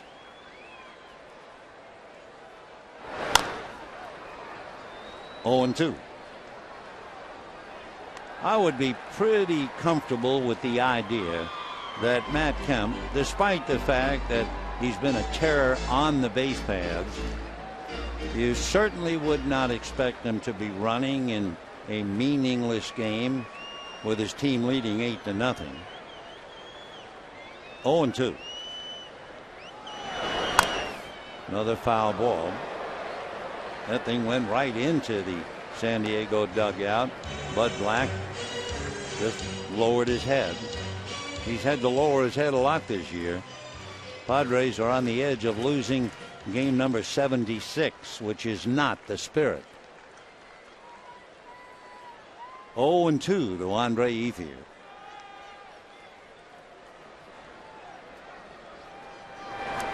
In the dirt, nice block by Hundley. By the way, and talking about a lot of hard work, how about Nick Hundley? Is there anything more discouraging to be behind the plate with 7 walks and then get the 8th walk given up by the reliever? So it's been a tough night for Nick.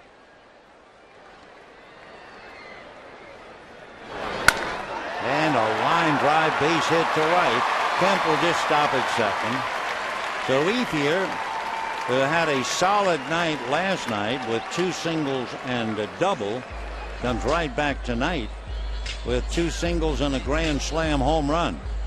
Dodgers third baseman Aaron Miles. And the batter is Aaron Miles, who walked, scored a run, and singled.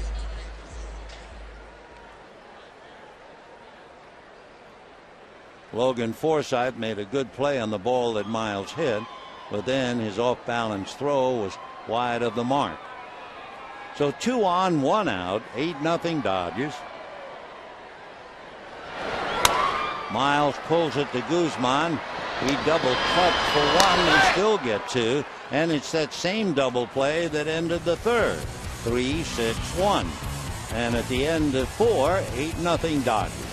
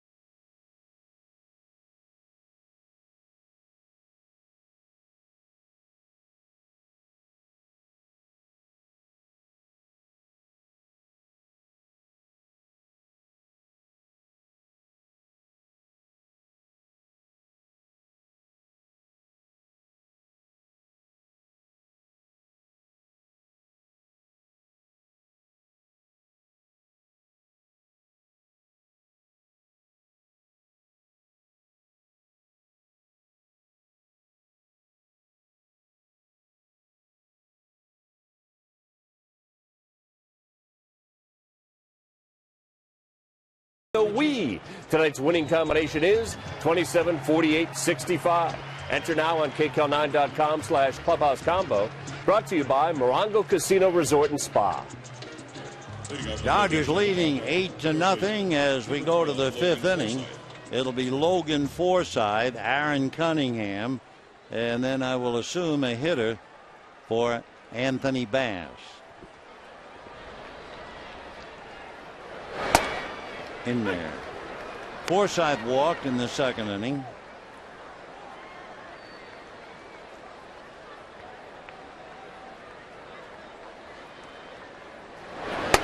And a little wrinkle, but that's off the plate. 1-1.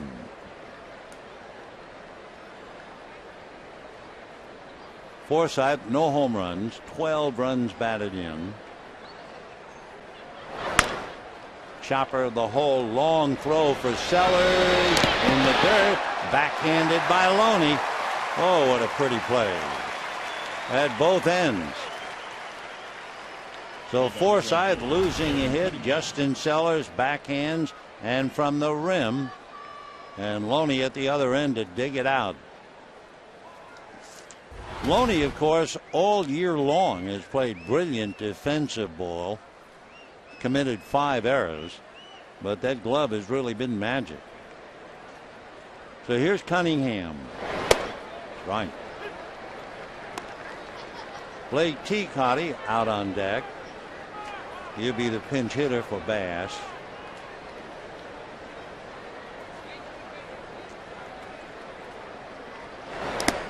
In the dirt, 1-1.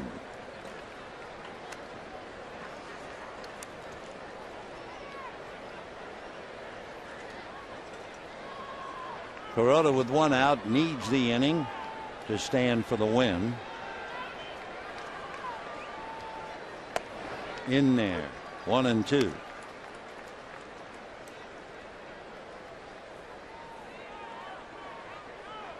Aaron Cunningham batting .175, 1 home run, 6 runs batted in. Fouls that fastball away. Fastball at 91.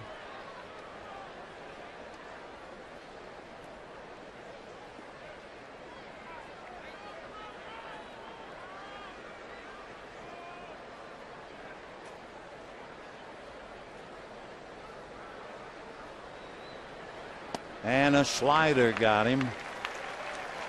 So down goes Cunningham. Take a look at what's ahead for the Dodgers. Tomorrow afternoon, of course, Wade LeBlanc and Ted Lilly on Prime will hit the air at noon. Then the Dodgers have a day off on the road, only to have to play on Thursday for a rained-out game in Pittsburgh, and that'll be at 1 o'clock on Thursday. Then they go to Atlanta Friday, Saturday, Sunday with the Braves. Blake Teacotty checking in. He's a fella out of Columbia, Missouri. Check swing for a strike. Spells that name Tekotte. Blake Teacotty. 3rd round pick by the Padres 3 years ago from the University of Miami.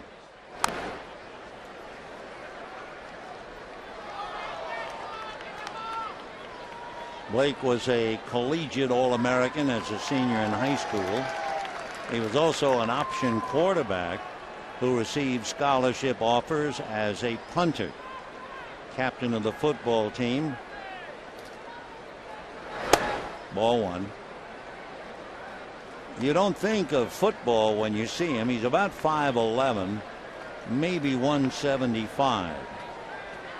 He was a pre-pharmacy major. That's the prescription. Down he goes. And at the end of 4.5, it's 8-0 Dodgers.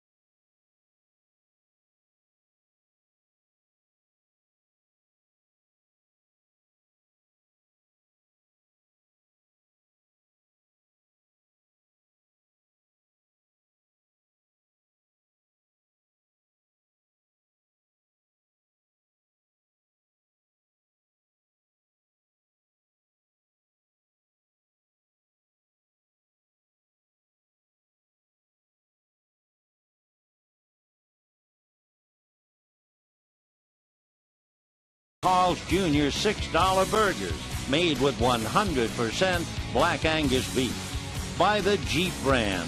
We don't just make SUVs, we make history. and by Southwest Airlines. Find our fares online only at southwest.com. Bottom of the fifth inning with the Dodgers leading 8-0. And Luke Gregerson, the right-hander, coming out of the bullpen to try and get some outs. The game was started by Tim Stauffer, who just had a very bad night. And I'm sure he also felt that the plate umpire, C.B. Buckner, was not exactly on the ball either. I would think that would be a normal reaction to somebody who walked 7 in an inning and 2/3. But anyway, that's history. Luke Gregerson out of Park Ridge, Illinois. Went to St. Xavier University out there. Conference Player of the Year 5 years ago. Originally signed by the Cardinals that year and made it to the Padres in 2009. That was a deal that involved the shortstop Khalil Green. A.J. Ellis, Jamie Carroll, and Hiroki Kuroda.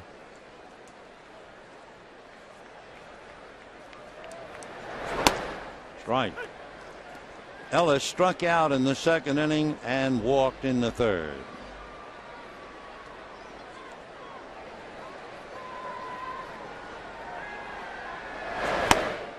Oh, and 2.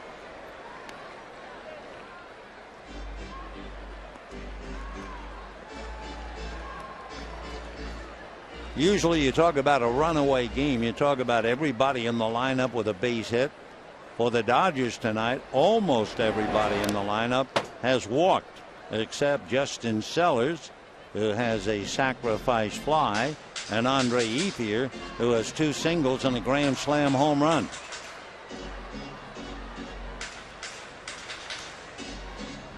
By the way, for those historians who are interested to put things in perspective, when Tim Stauffer walked 6 in 1 inning, that is a new San Diego record. A drive into right center, but Venable has a bead on it. Long out, 1 away. The old record for San Diego, Juan Eichelberger, way back in 1981. Walked 5 in the second inning.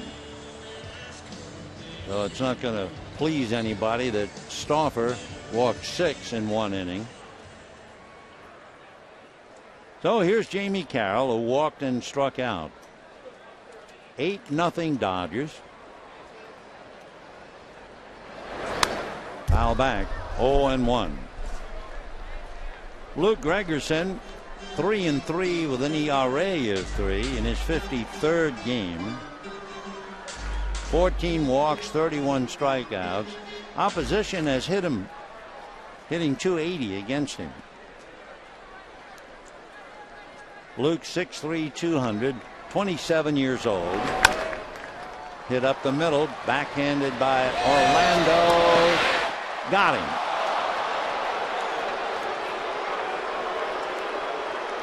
Crowd booing the first base umpire, but Carroll is done on a fine play. There goes Hudson in the air.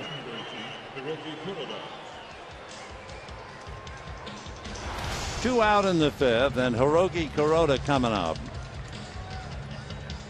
Carroll losing a base hit on a close play. Kuroda has a walk and a single.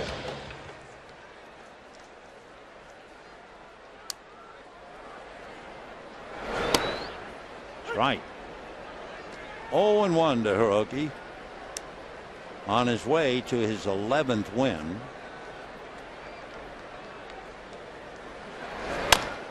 Little comebacker. So a quick 5th inning, and at the end of 5, 8-0 Dodgers.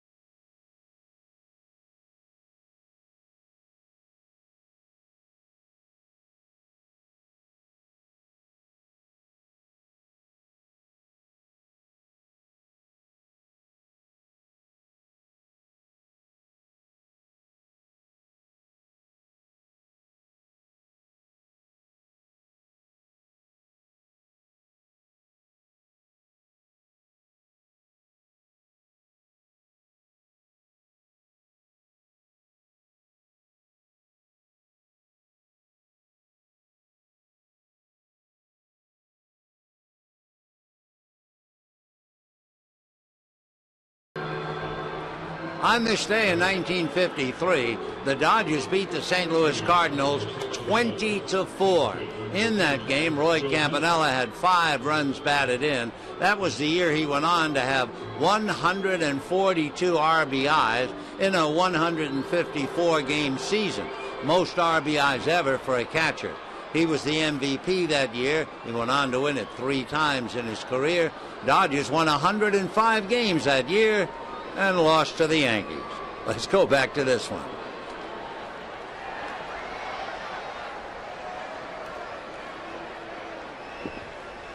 With the Dodgers leading 8-0, we'll move to the 6th inning. That's foul back. 0-1 the count to Will Venable. Fly to center, fly to left, 0 for 2, hitting .260. All the runs, all 8 of them in the 2nd inning.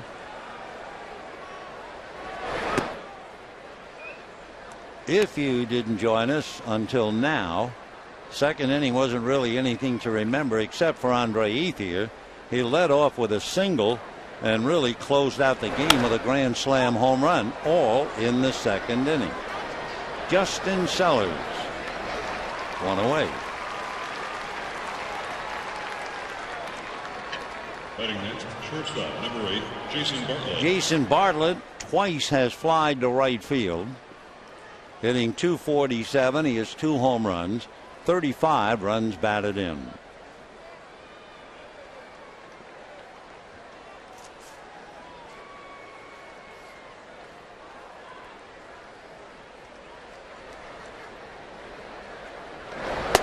That's a strike. I wonder if he remembers. I wonder if Hiroki Kuroda remembers what happened on this night last year. 1 year ago exactly. Well, he was facing Roy Halladay and the Phillies here, and he was within 5 outs from throwing a no-hitter. It would have been the 6th that year. That's going to go into right field for a base hit. So Bartlett keeps going that way, and he is 1 for 3. And the batter will be Jesus Guzman. Going back to Kuroda, since it's 8-0.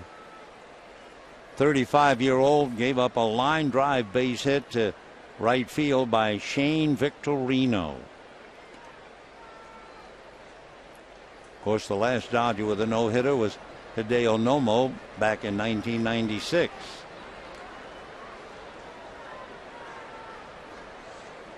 That was a memorable night for Rod Barajas, too, and that's a line drive into the gap. It'll go to the wall.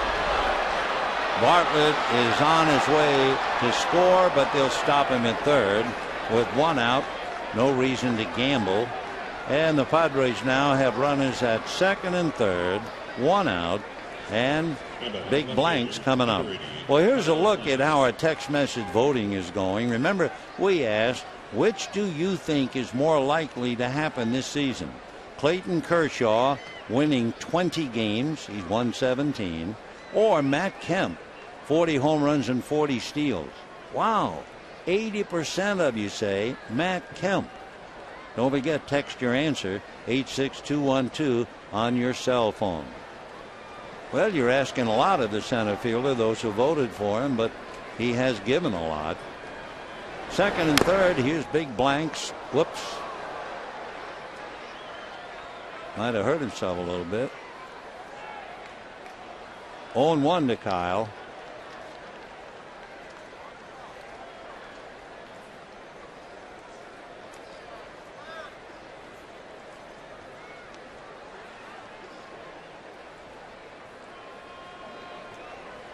Okay, he's ready.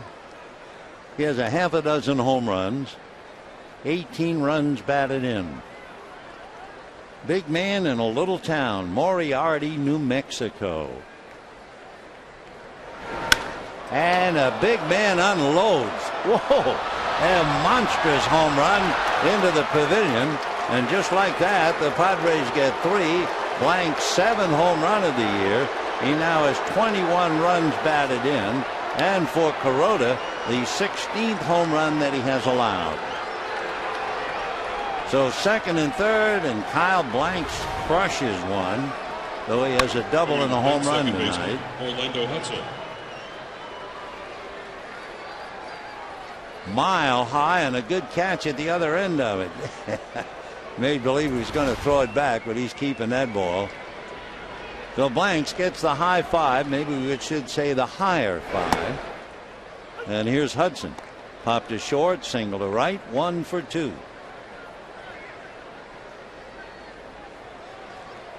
Dodgers 8, Padres 3, 6th inning, 1 out. 1-1. Kuroda has made 96 pitches right now. And as we said, he had a long time on the base paths with the walk, where he just scored eventually, going 90 feet at a time. And then last time up, single to right. So at 36, that might have taken something away from him. Here's his 98th pitch. Foul back. Last game against St. Louis, he went 7, made 102 pitches. Game before, he went 6 at Colorado and made 98 pitches. 2-2.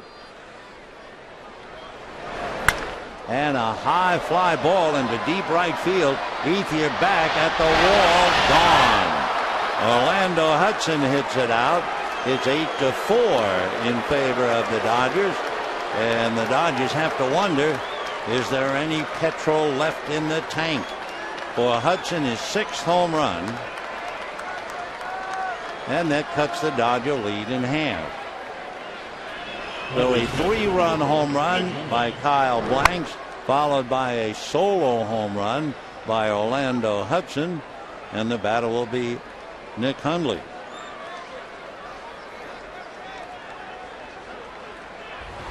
So a 2-ball, 2-strike count, and Hudson bangs it out. Down in the Dodger bullpen, Matt Guerrier begins to loosen up. As Matt warms up, Rick Honeycutt counseling Kuroda. His first pitch to Nick Hundley will be his 100th pitch. Dodgers 8, Padres 4. A lot of baseball left. We're in the top of the 6th. 1 out.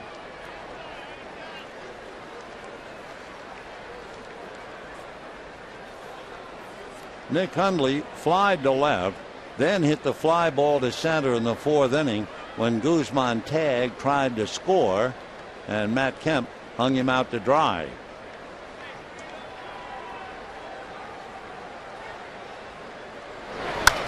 Ground ball hard, but right at Carroll. That's the 2nd out. And the batter will be Logan Forsythe. So Hundley goes 0 for 3. Forsythe has walked, grounded to short. 8 runs, 6 hits for the Dodgers. 4 runs, 6 hits for the Padres. Dodgers have beaten San Diego 9 of 13 and 6 of the last 7. That's a strike. 0-1.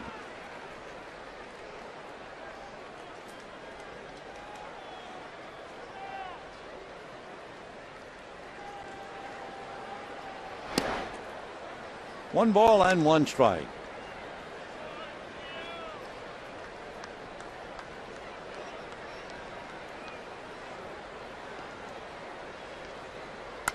Fouled away.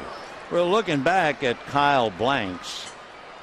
When he came up to the Padres in 2009, he had 10 home runs.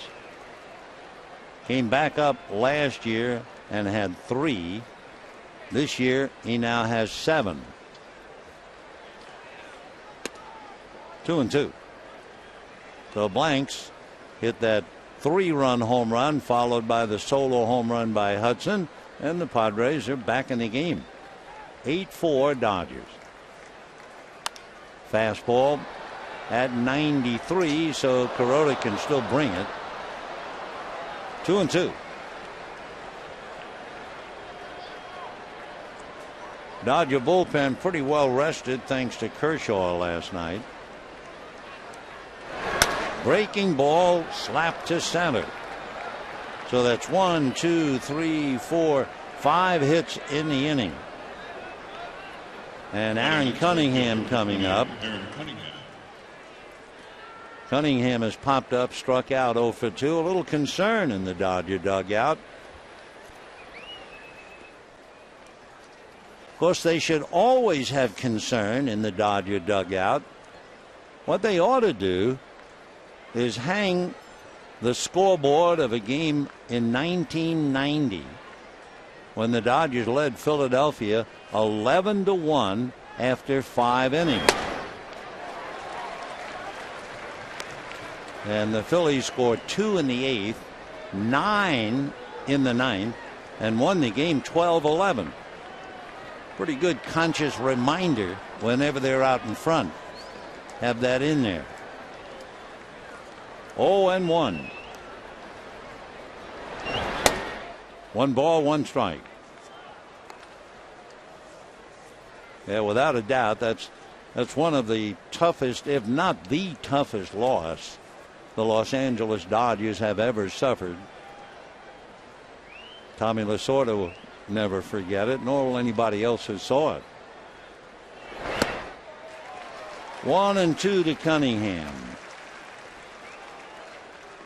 8 runs, 6 hits for the Dodgers, 4 runs, 7 hits for the Padres.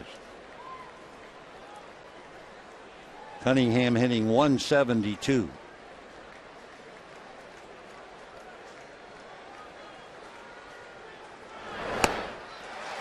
So down he goes. However, it's a 4-run inning for the Padres.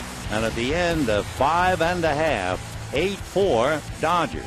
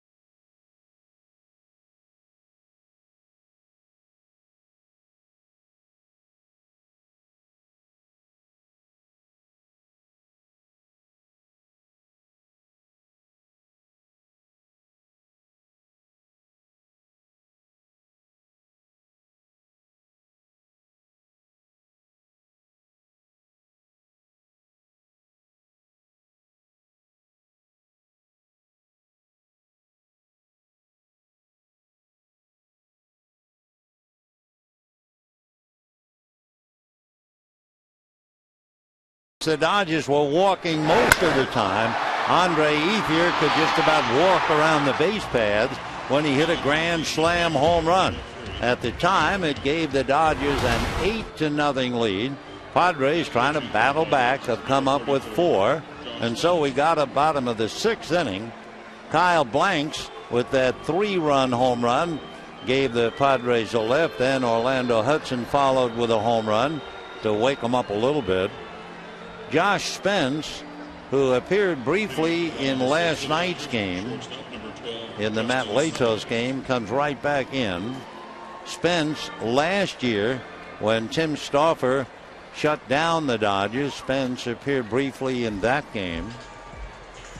So Josh, who's out of Geelong, Australia, lives in Victoria, Australia, but went to school at Arizona State. He was signed by the Padres last year, and here he is pitching 1 year later.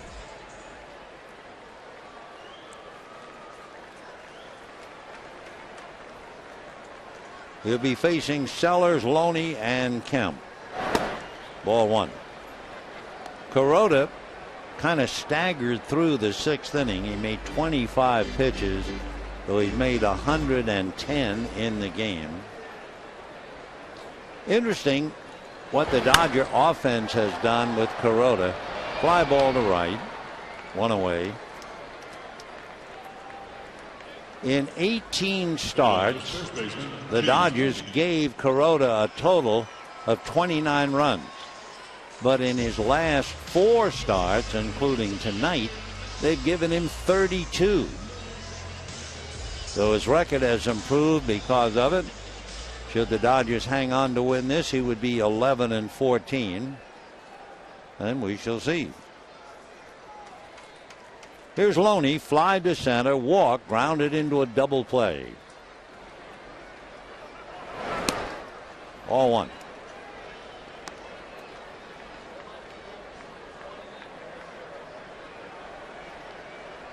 Want to know to James, hitting .274, 9 home runs, 47 runs batted in. 2-0. Josh Spence, basically fastball. He doesn't throw very hard. Fastball maybe at 87. Curve, slider, cutter, changeup. That's a strike. 2-1.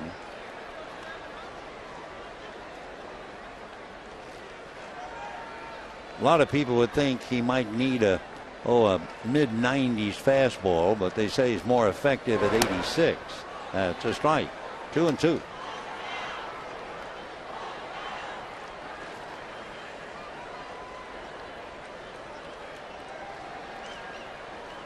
Josh Spence. Breaking ball, whacked to right.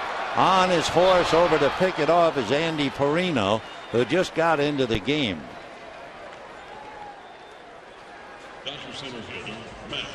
And Matt Kemp will be coming up. If you are keeping score, and even if you're not, Spence would hit in Cunningham's spot, and Perino would bat 9th and lead off in the 7th. So here's Matt, walked twice, singled, nailed Guzman at the plate on the fly ball by Hundley.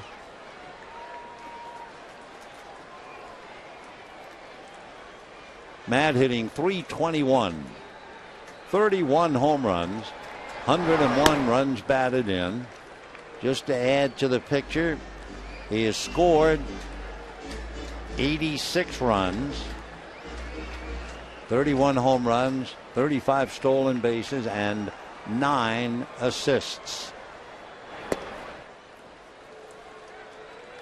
3-0 with Rivera on deck.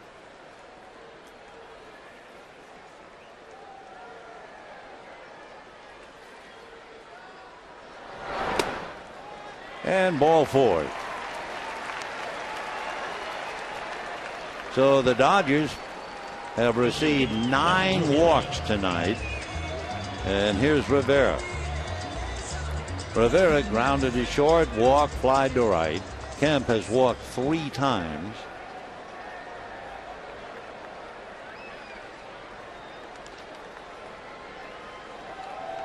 Rivera batting .295, 3 home runs, 24 runs batted in. Now, the last time Kemp was aboard in the 4th inning, it was 8-0.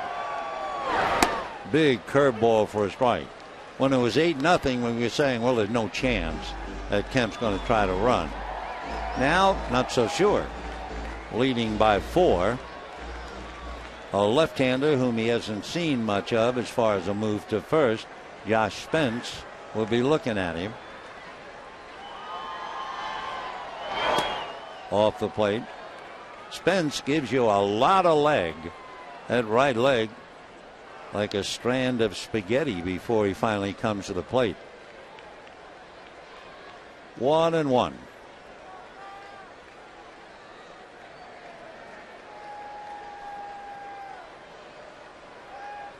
Look at that. I mean, that is not a slide step.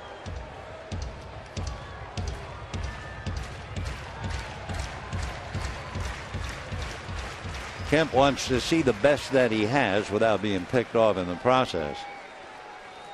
1-1.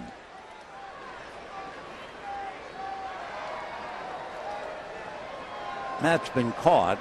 There he goes. And there goes the ball going back after it is blanks and makes the catch. So Kemp was going. Rivera, a long fly ball to left. And at the end of 6, Dodgers 8, Padres 4.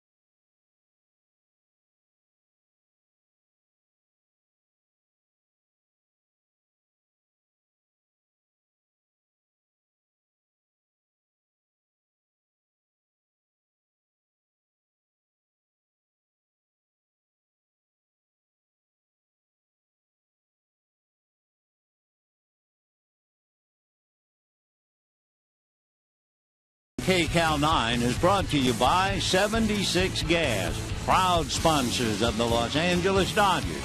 76, we're on the driver's side. And by Dodge. Visit Dodge.com or your local dealer today. 8-4 in favor of the Dodgers. We go to the 7th inning. Matt Guerrier will pick up now for Hiroki Kuroda. Kuroda goes 6 and gives the ball to Matt. Guerrier is 4-3. He has walked 21. He has struck out 42, so exactly 2-1 as he goes to work on Andy Perino, who just got into the game in right field. 1 ball and no strikes. Perino finished up briefly last night. He's from Brockport, New York, drafted by the Padres 4 years ago out of Lemoyne. 1-1. Andy Perino is 25. He beat 26 in October. An even 6, 180. Went to Brockport High School, captained the team to a couple of championships. Went to a Division I college, Lemoyne. Chopper back at first. Loney will do it himself. Whoa. Perino hustling down the line.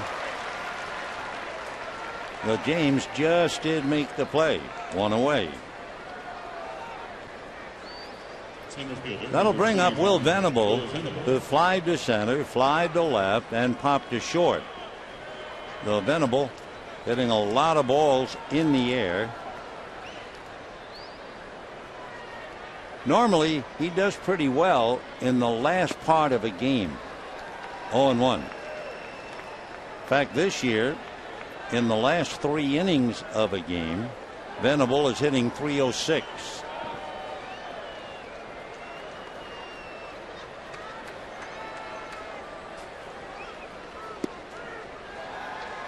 That misses. 1 ball and 1 strike.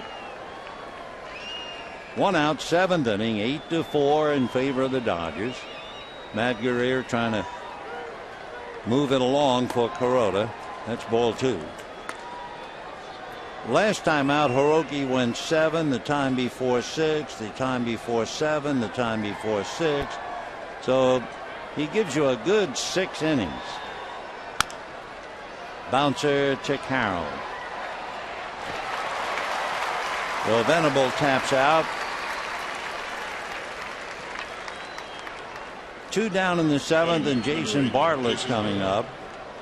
Bartlett going the other way, all 3 at bats, twice flied to right, single to right, and that was when Guzman doubled into third, and Blanks hit that home run into the pavilion, followed by the home run by Hudson, followed by the Padres trying to get back in the game.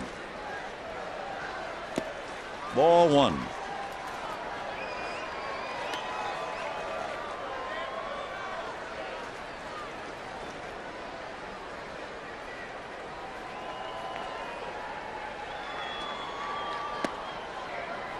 Two and 0. 8 runs, 6 hits for the Dodgers, 4 runs, 7 hits for the Padres. That's a strike. 2 and 1. So Kuroda followed by Guerrier, Stauffer, Bass, Gregerson, and Spence for the Padres. Ball 3.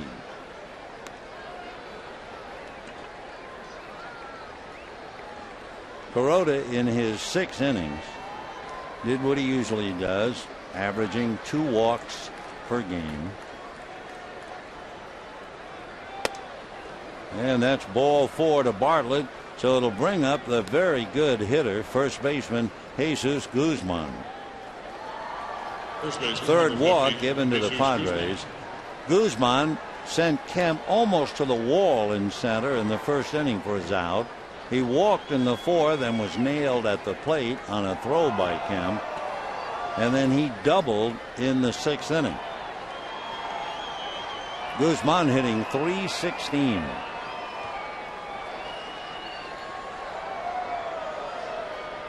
When you take over at first base for San Diego, somehow you have to chase from the fans' minds and memories all the great play turned in by Adrian Gonzalez.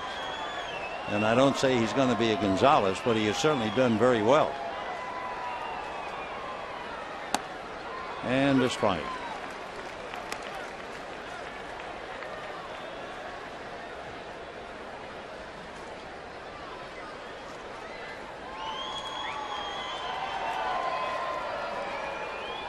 Over at first, Bartlett with 2 out.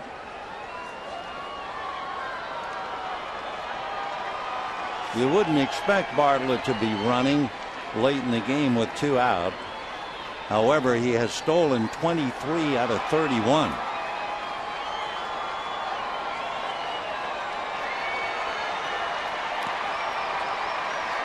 One ball and 1 strike.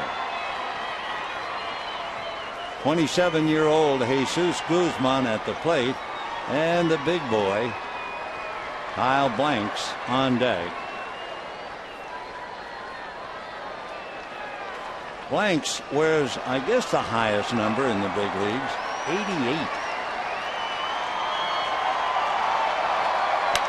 And a slicing fly ball to deep right center. That's trouble. That ball is going to bounce against the wall. Here comes Bartlett, and he will score on the long double by Guzman. And the Padres inch a little bit closer. It's 8-5 Dodgers. So Guzman has a walk and 2 doubles, and he takes a fastball off the wall in right center. So Bartlett has scored twice. 8 runs, 6 hits for the Dodgers, 5 runs, 8 hits for the Padres. And here's Blanks, who hit that 3-run home run, followed by Hudson's home run. The only other back-to-back home runs for San Diego came 10 days ago at Petco Park, and it was reversed. 0-1. Same 2 hitters, but in reverse order. It was Hudson homered, followed by Blanks homered. The Dodgers got their first back-to-back home runs just 4 days ago against Colorado. James Loney, followed by Matt Kemp.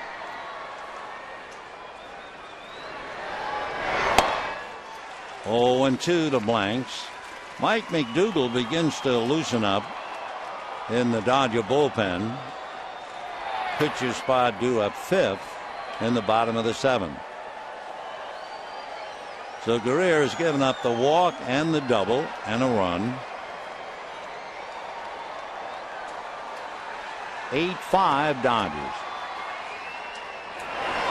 Fastball fouled away. No play, but Ellis, full of beans, always comes over no matter how far ball. Hudson was trying to tell him don't bother, but AJ's up here to play. 0-2 the count.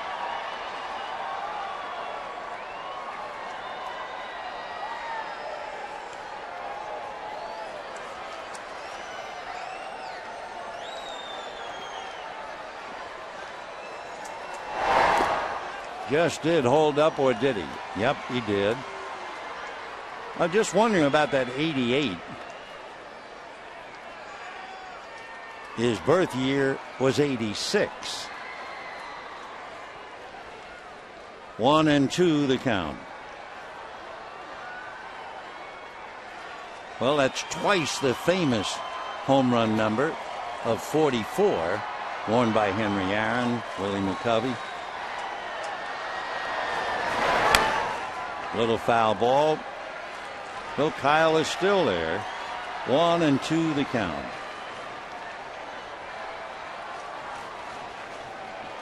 Guzman at second, 2 out. A walk to Bartlett, the double for Guzman for the run. And here's Blanks, who has doubled and homered. 2 for 3, 3 RBIs. Still up there, 1-2.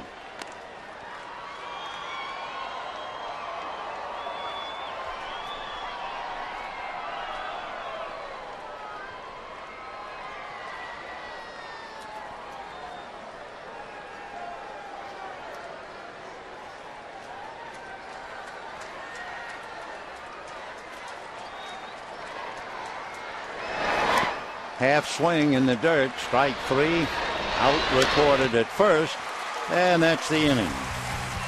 Padres get a little closer, 1 run, 1 hit, they leave 1, and it's 8-5 Dodgers.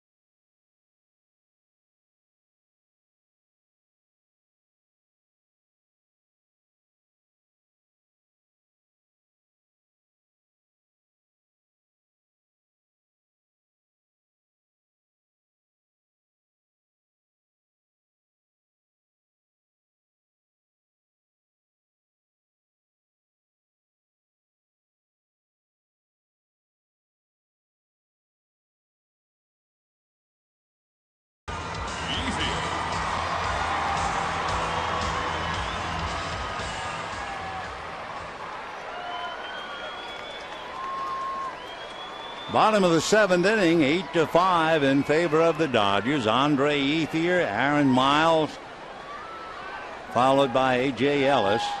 Ethier having a big night. He had the single, then he had the grand slam, then he had another single to right. He has struggled all year against left-handers. Numbers tell you he's hitting .223 against left-handers. That's a strike, and the count 1-1. Andre hitting .294, 11 home runs, 56 runs batted in, way inside. 2-1 the count.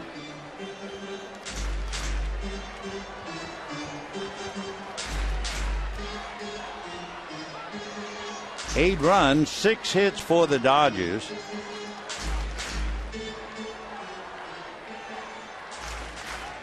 Five runs, 8 hits for the Padres. 2-1. Ball 3.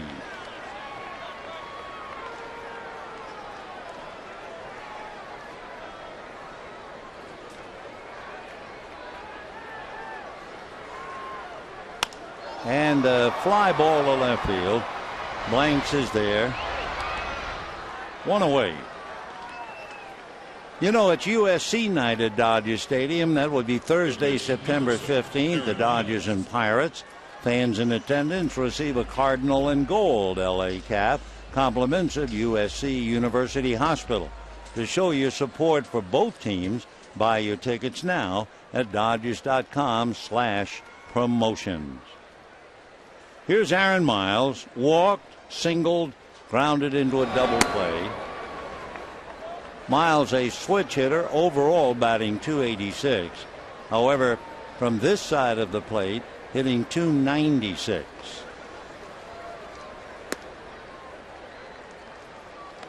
Two and 0. Ellis on deck, hitting back of him. When the Padres come up in the 8th, Hudson, Hundley, and Forsythe. Ball 3.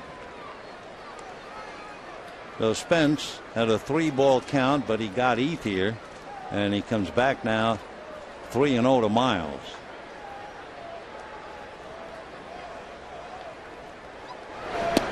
And he loses him. So for the Dodgers, another walk. They've received 10 walks in the game. 10. A.J. Ellis struck out, walk, fly to center. Of course, Matt Kemp has walked 3 times tonight.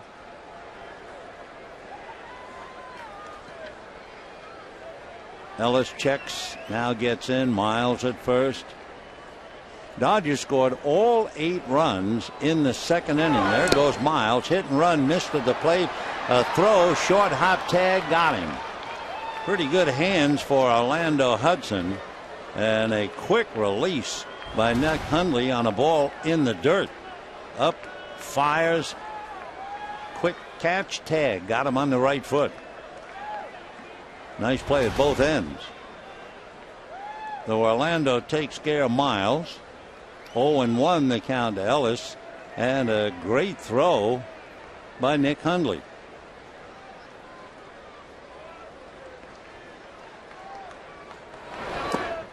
One and 1. 2 out, bottom of the 7th, 8-5 Dodgers. Don't forget, same 2 clubs, Padres and Dodgers tomorrow at 12:10. Wade LeBlanc going up against Ted Lilly, and that'll be on Prime Ticket. Hope you'll be out here with us. Meanwhile, Ellis gets a base hit. So A.J. singles to left to go 1 for 3. Spence gives up a hit, his first. Dodgers now have 8 runs on 7 hits. Jamie Carroll has walked, struck out, grounded out, scored a run, 0 for 2.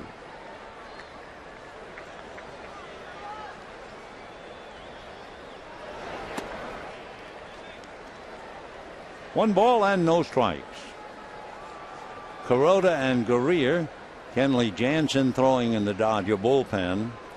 Stauffer, Bass, Gregerson, and Spence.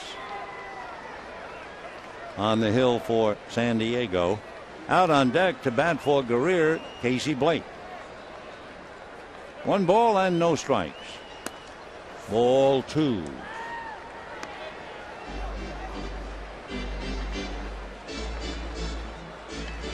Spence able to get Ethier, walk Miles, nailed him trying to steal. Ellis at first with 2 out.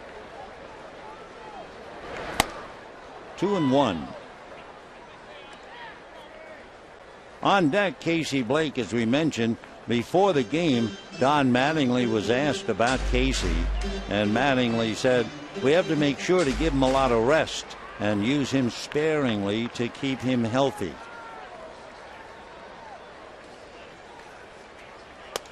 Ball 3.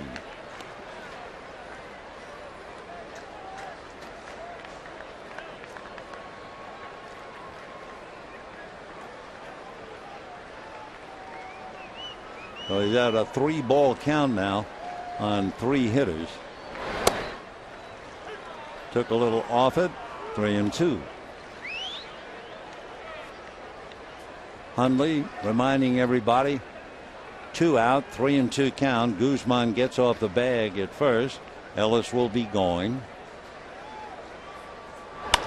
Little ground ball up the end of the bat. Hudson makes the play. So for the Dodgers, no runs, 1 hit, a man left. We're heading to the 8th. Kenley Jansen getting ready. 8-5 Dodgers.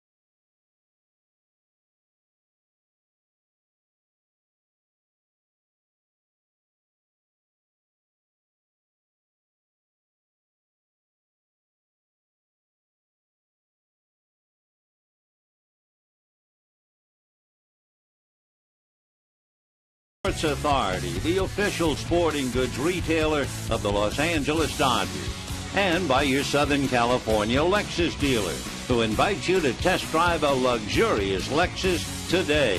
Visit Lexus.com. Dodgers hanging on to an 8-5 lead over San Diego.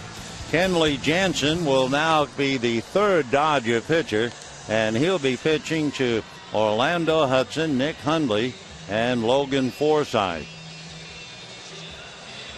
Kenley with a record of 1-1. His strikeout to walk ratio is almost 3-1, not quite. Orlando Hudson is 2 for 3 tonight. And looking at Kenley Jansen's work, Hudson 1 for 2 in the past. We're in the 8th, 8-5 Dodgers, and a strike. Kuroda, Guerrier, and Jansen. Stauffer, Bass, Gregerson, and Spence for San Diego. 1-1.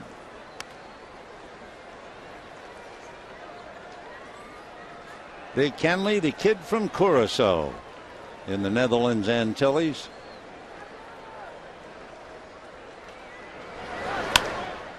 That's fouled away back into the crowd. 8 runs, 7 hits for the Dodgers. 5 runs, 8 hits for the Padres. Dodgers scored all 8 in the second inning, and the Padres scored 4 in the 6th and 1 more in the 7th. 1-2 to the old dog. Down he goes. So Hudson comes up empty, 1 away. And now Nick Hundley, the catcher.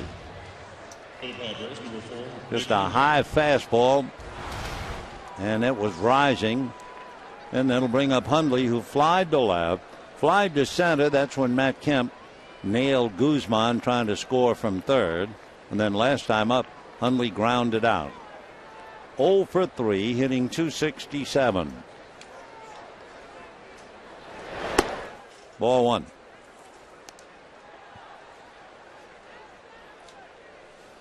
Hundley, the last 14 games since coming off the DL, has hit in 12 of the 14, but he's 0 for 3 tonight.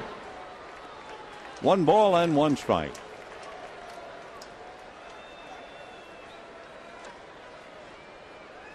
Nick in last night's game had a single and a double. 1-1. A little low, ball 2. 2-1 the count. Jansen, remember, the converted catcher.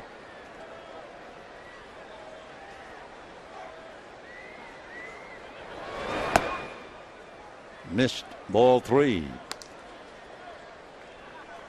Logan Forsythe waiting on deck.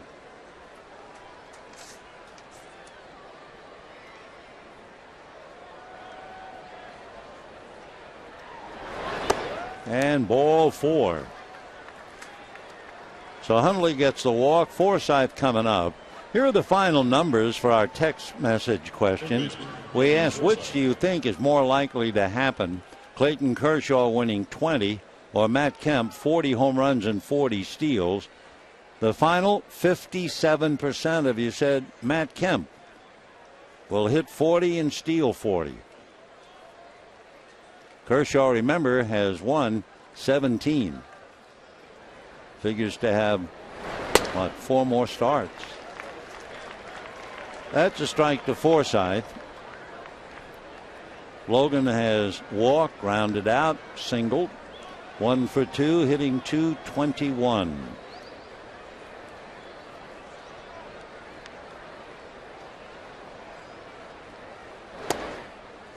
That's a strike. 0-2.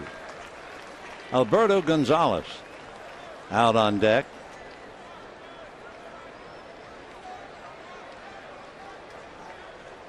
Gonzalez was out on deck to bat for Frieri last night, but Forsythe struck out. 0-2. Ball 1. Dodgers score 8 in the second inning. And after that, they never get a runner to second base. So it looks like they just ran away with the game, but anything but.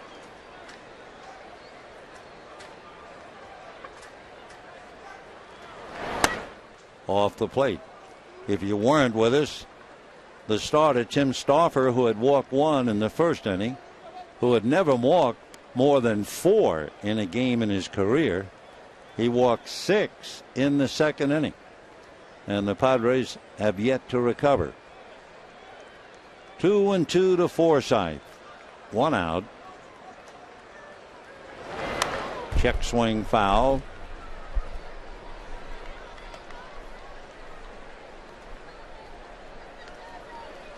Eight runs, 7 hits for the Dodgers.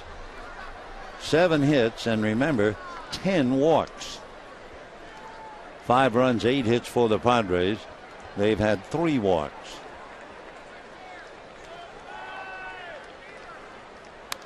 Foul back. Tomorrow afternoon at 12:10. Airtime at 12. Dodgers and Padres. Wade LeBlanc going up against Ted Lilly. Then the Dodgers go out on the road. Dodgers go to Pittsburgh to make up a rained-out game, then Atlanta, Washington, and San Francisco.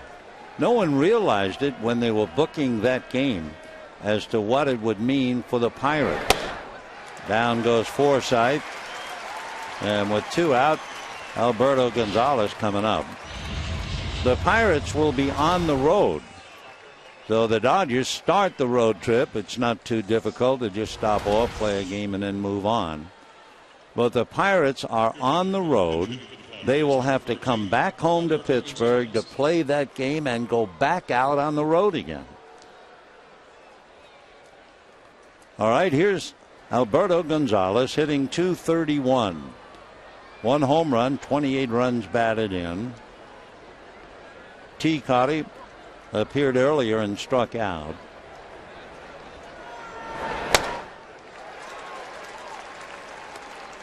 Scott Elbert is up in the Dodger bullpen.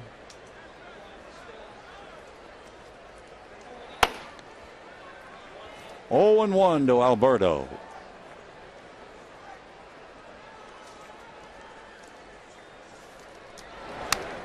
Oh, 2.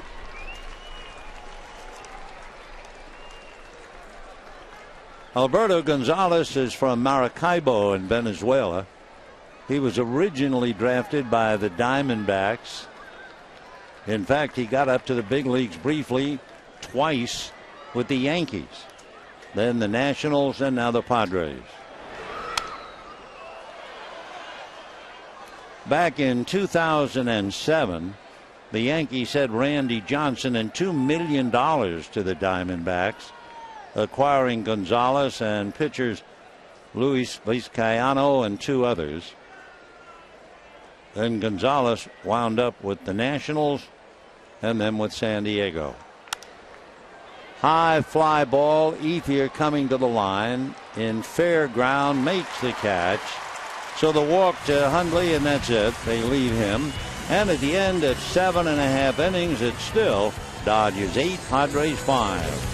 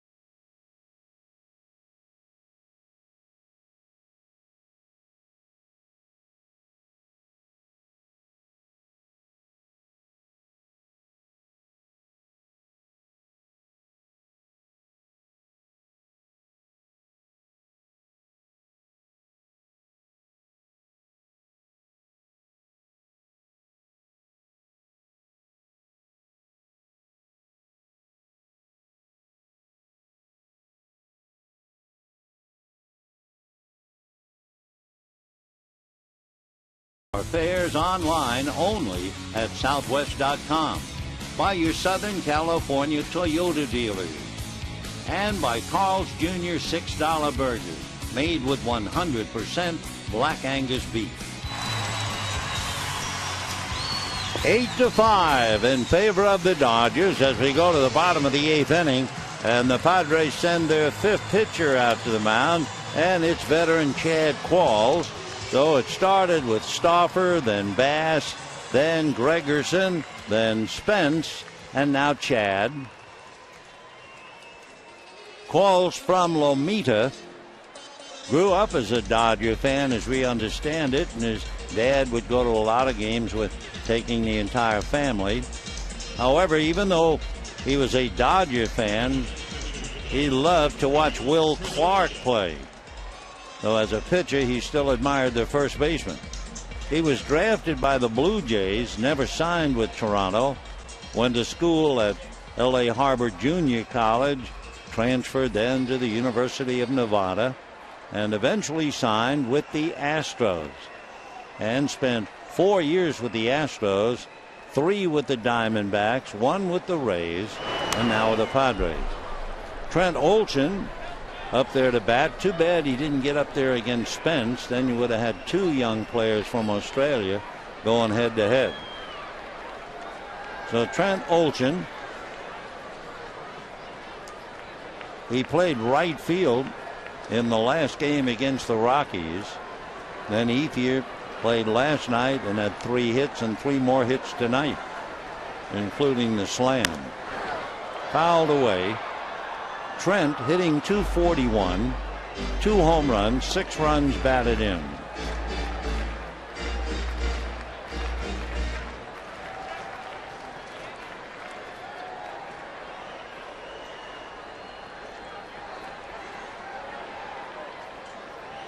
Trouble in San Francisco. 0-2 the count to Olson. Ball 1. The Diamondbacks beat the Rockies 9-4. Miguel Montero, Justin Upton both homered, knocked in 3. So Arizona has won 8 straight. The Cubs are beating the Giants 5-2 in the 8th inning. Ryan Vogelsong lasted only 5 innings. Giants are in danger of losing 3 in a row, but more importantly, falling 6 games back of Arizona. 2-2 the count to Trent Olson. Chad Qualls, big man, 6'5", 220. Just turned 33. Hard ground ball, backhanded by Guzman. He'll hang it coming over in the foot race. Qualls wins it. So 1 out here in the 8th inning. It gives us a chance to give you the paid attendance tonight. 36,589. 36,589.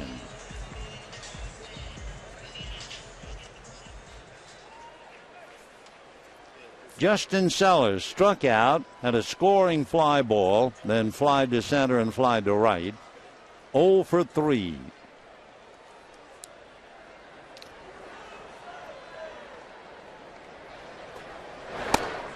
That's in there for a strike. Down in the Dodger bullpen, Javi Guerra begins to warm up.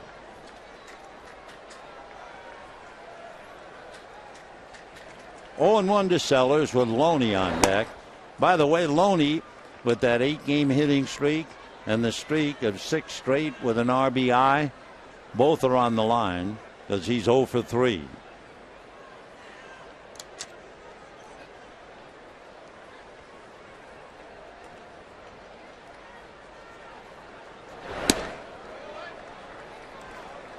Two and 1.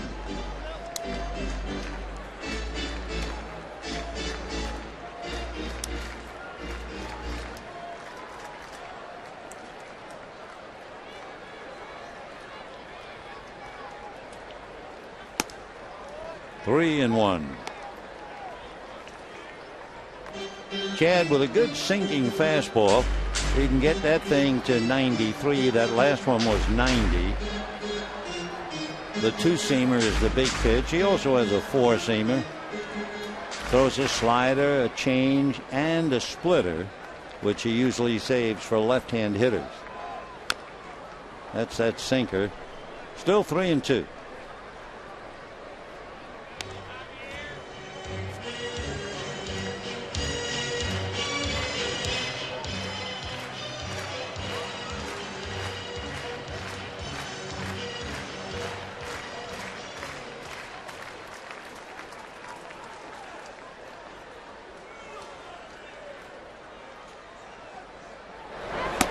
And he walked him.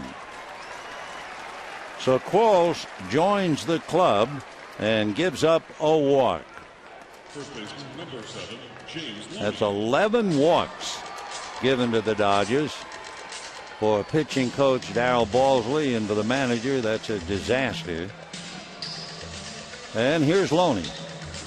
James fly to center and walk. Hit into a double play and fly to right. So as we always talk about, everybody in the lineup has at least base hits. Now let's see. The only one who has not gotten a walk tonight in the Dodger lineup, Andre Ethier, who was too busy with 2 singles and a grand slam home run. Ball 1. Chad Qualls versus James Loney as Andre Ethier sits back and relaxes. Loney is just 2 for 11 against Qualls in the past. On the corner, 1-1.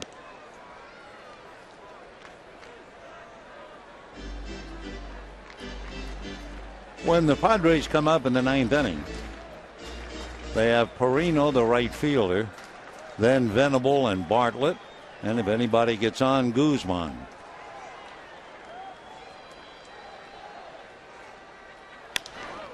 Line foul into the crowd behind the Dodger dugout. 1-2 the count to James.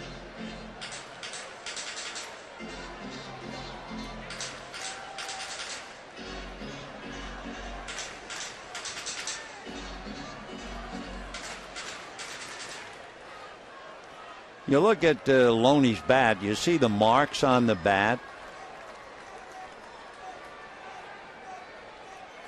You can see them all scattered all over. One of the things that Pete Rose always did, after he hit the ball or whatever he did, he'd go back to the dugout and look at the mark left by the ball, and then he'd clean off the mark. So after every at-bat, Rose had an idea exactly where he hit the ball. And a high chopper to Hudson. All he can do is get the second out at first.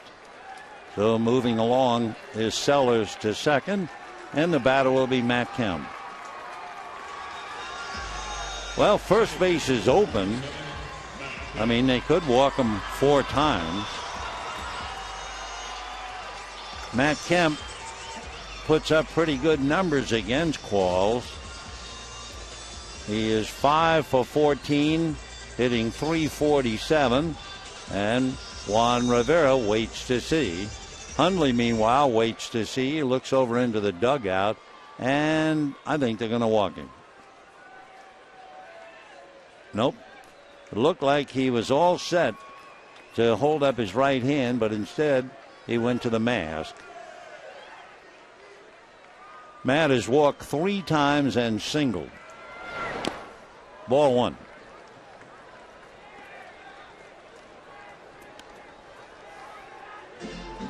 If they do pitch around Kemp again, Rivera is 1 for 4 against Qualls. It's 8-5 Dodgers, bottom of the 8th inning.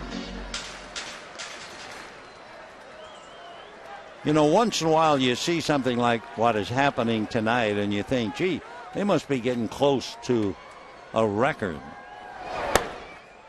That's ball 2. Dodgers have received 10 walks. You know what? It's not even close.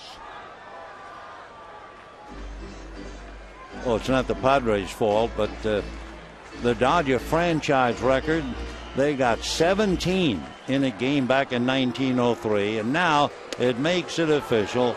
They'll walk Matt for the 4th time. Their individual record for a Dodger player, since Kemp has 4 walks, the record for a Dodger player, Gene Hermansky, who played left field in the old Brooklyn Dodgers, he had 5 walks in a game. And the left-hand hitting first baseman for the Los Angeles Dodgers, Greg Brock, back in 1983.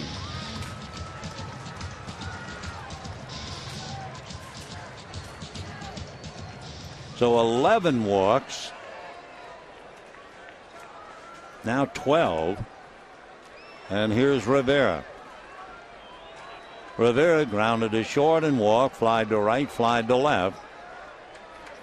2 on walks with 2 out. And a wild pitch to throw into the broth. And we have runners at second and third. For Chad Qualls, who came in with a record of 6-6, that'll be his 4th wild pitch.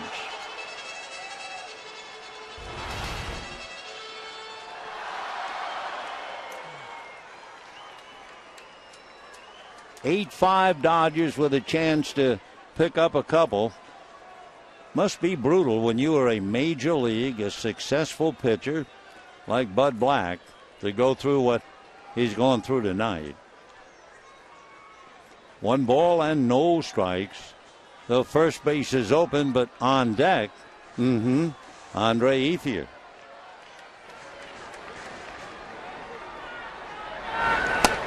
A strike. I'm sure if you could read the minds of most of the people here, considering the stage is certainly set, they're hoping that Qualls would walk Rivera so that Ethier can come up and have a shot at another grand slam. 1-1. Little foul ball, 1-2. Kemp at second, Sellers at third. Dodgers lead 8-5 in the 8th. Perino, Venable, and Bartlett due up in the 9th.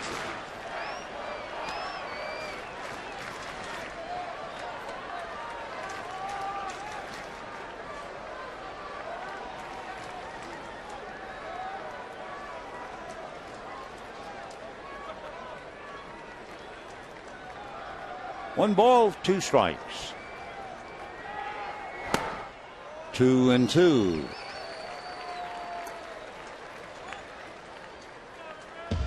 Chad Qualls, for a while, back about 3 years ago, he replaced Brandon Lyons with the Diamondbacks. He was the closer. And then he struggled 2 years later in June, and Aaron Heilman replaced Qualls in Arizona. 2-2. Comebacker.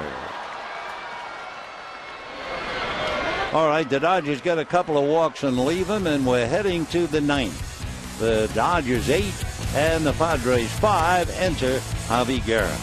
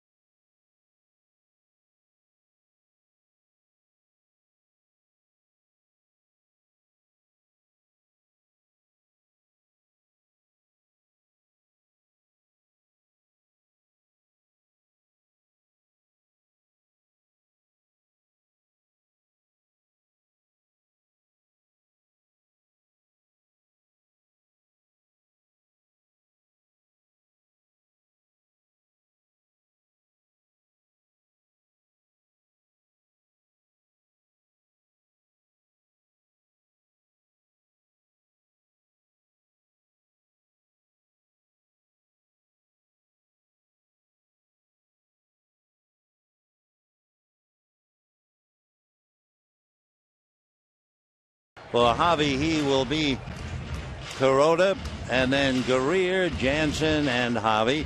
The Dodgers also take Juan Rivera out of the game and put Tony Gwynn out there. So if you're keeping score, it's reasonable to put Guerra in Rivera's spot, put Gwynn in the number 9 spot, and we move to the 9th inning. Andy Perino is due to start, then Venable and Bartlett, and if anybody gets aboard, Jesus Guzman. Meanwhile, C.B. Buckner, who's been very, very busy sending runners to first base on walks, having a little chat with Bud Black.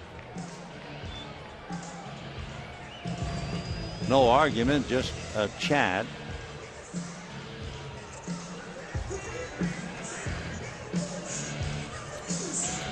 C.B. Buckner, a long way from the British West Indies. He's from Jamaica. Settling here in the States and now working the 9th inning. And Andy Perino checks in, and Javi Guerra ready to pitch. Ball 1. Perino hitting 143.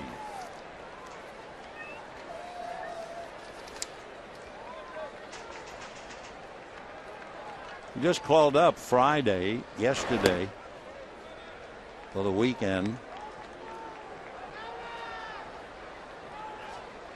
Made his debut against Arizona as a pinch hitter. Came up from San Antone. 2-0 to Andy. Ball 3.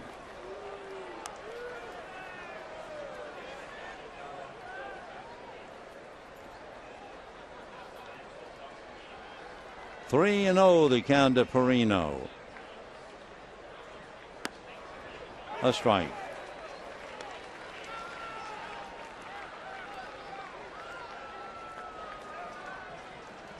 Javi Guerra trying to nail this thing down and give the Dodgers their 10th win in 14 games. And that's going to be sliced into the gap and fall for a base hit. In fact, it gets by Kemp, finally picked up by Gwynn, and by that time, Perino is into second base for the leadoff double. Though Andy Perino slicing one, Kemp couldn't catch up to it, reached for it, but it went by him, and then Gwynn blocking it and getting it back. The double by Perino gives the Padres 9 hits. The big difference in the game, the Padres have only gotten 4 walks, and the Dodgers have received 12. Ball 1 to Venable. Hit the ball in the air 3 times, grounded out 0 for 4.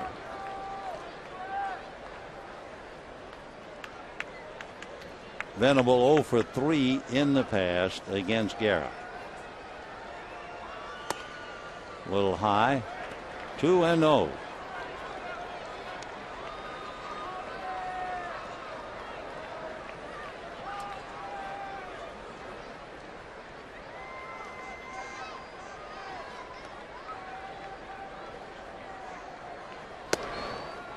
Ball 3.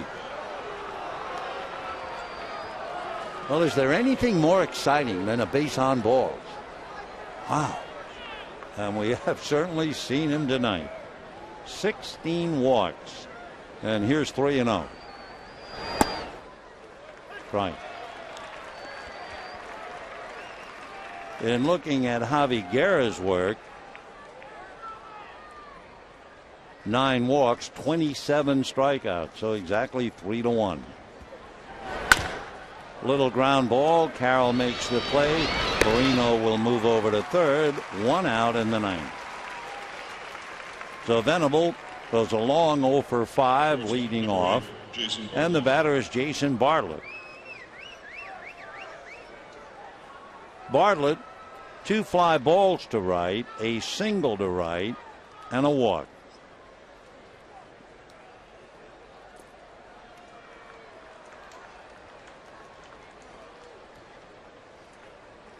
Javi Guerra with a runner at third. Has 2 wild pitches and starts him with a strike. 0-1.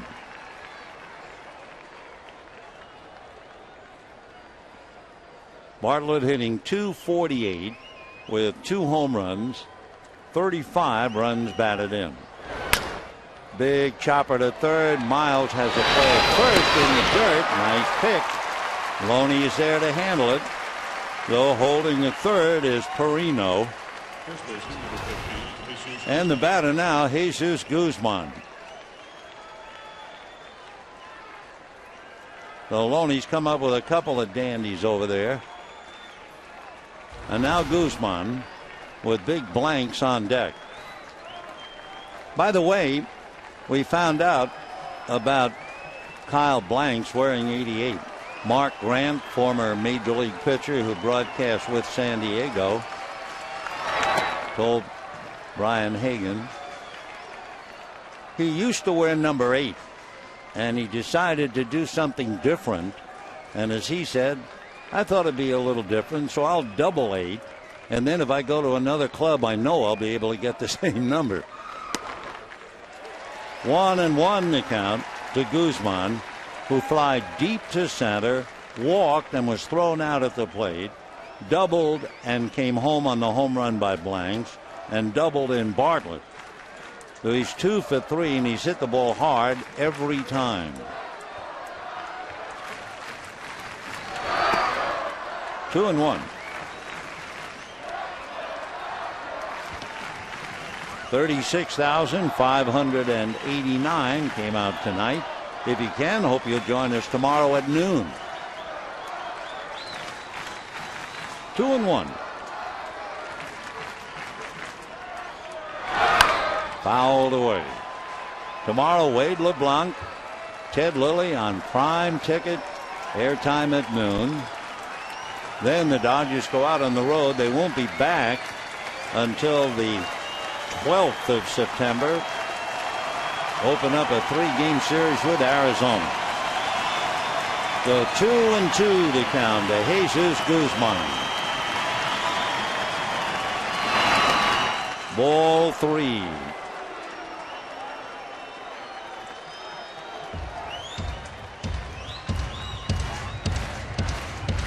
At third base, Andy Perino. 3-2.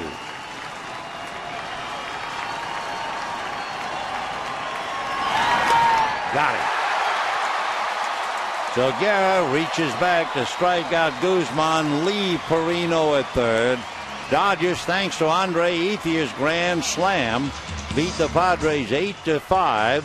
8 runs, 7 hits. The Padres 5 runs, 9 hits. Hiroki Kuroda the winner, Tim Stauffer the loser. And with that, a very pleasant good night, everybody.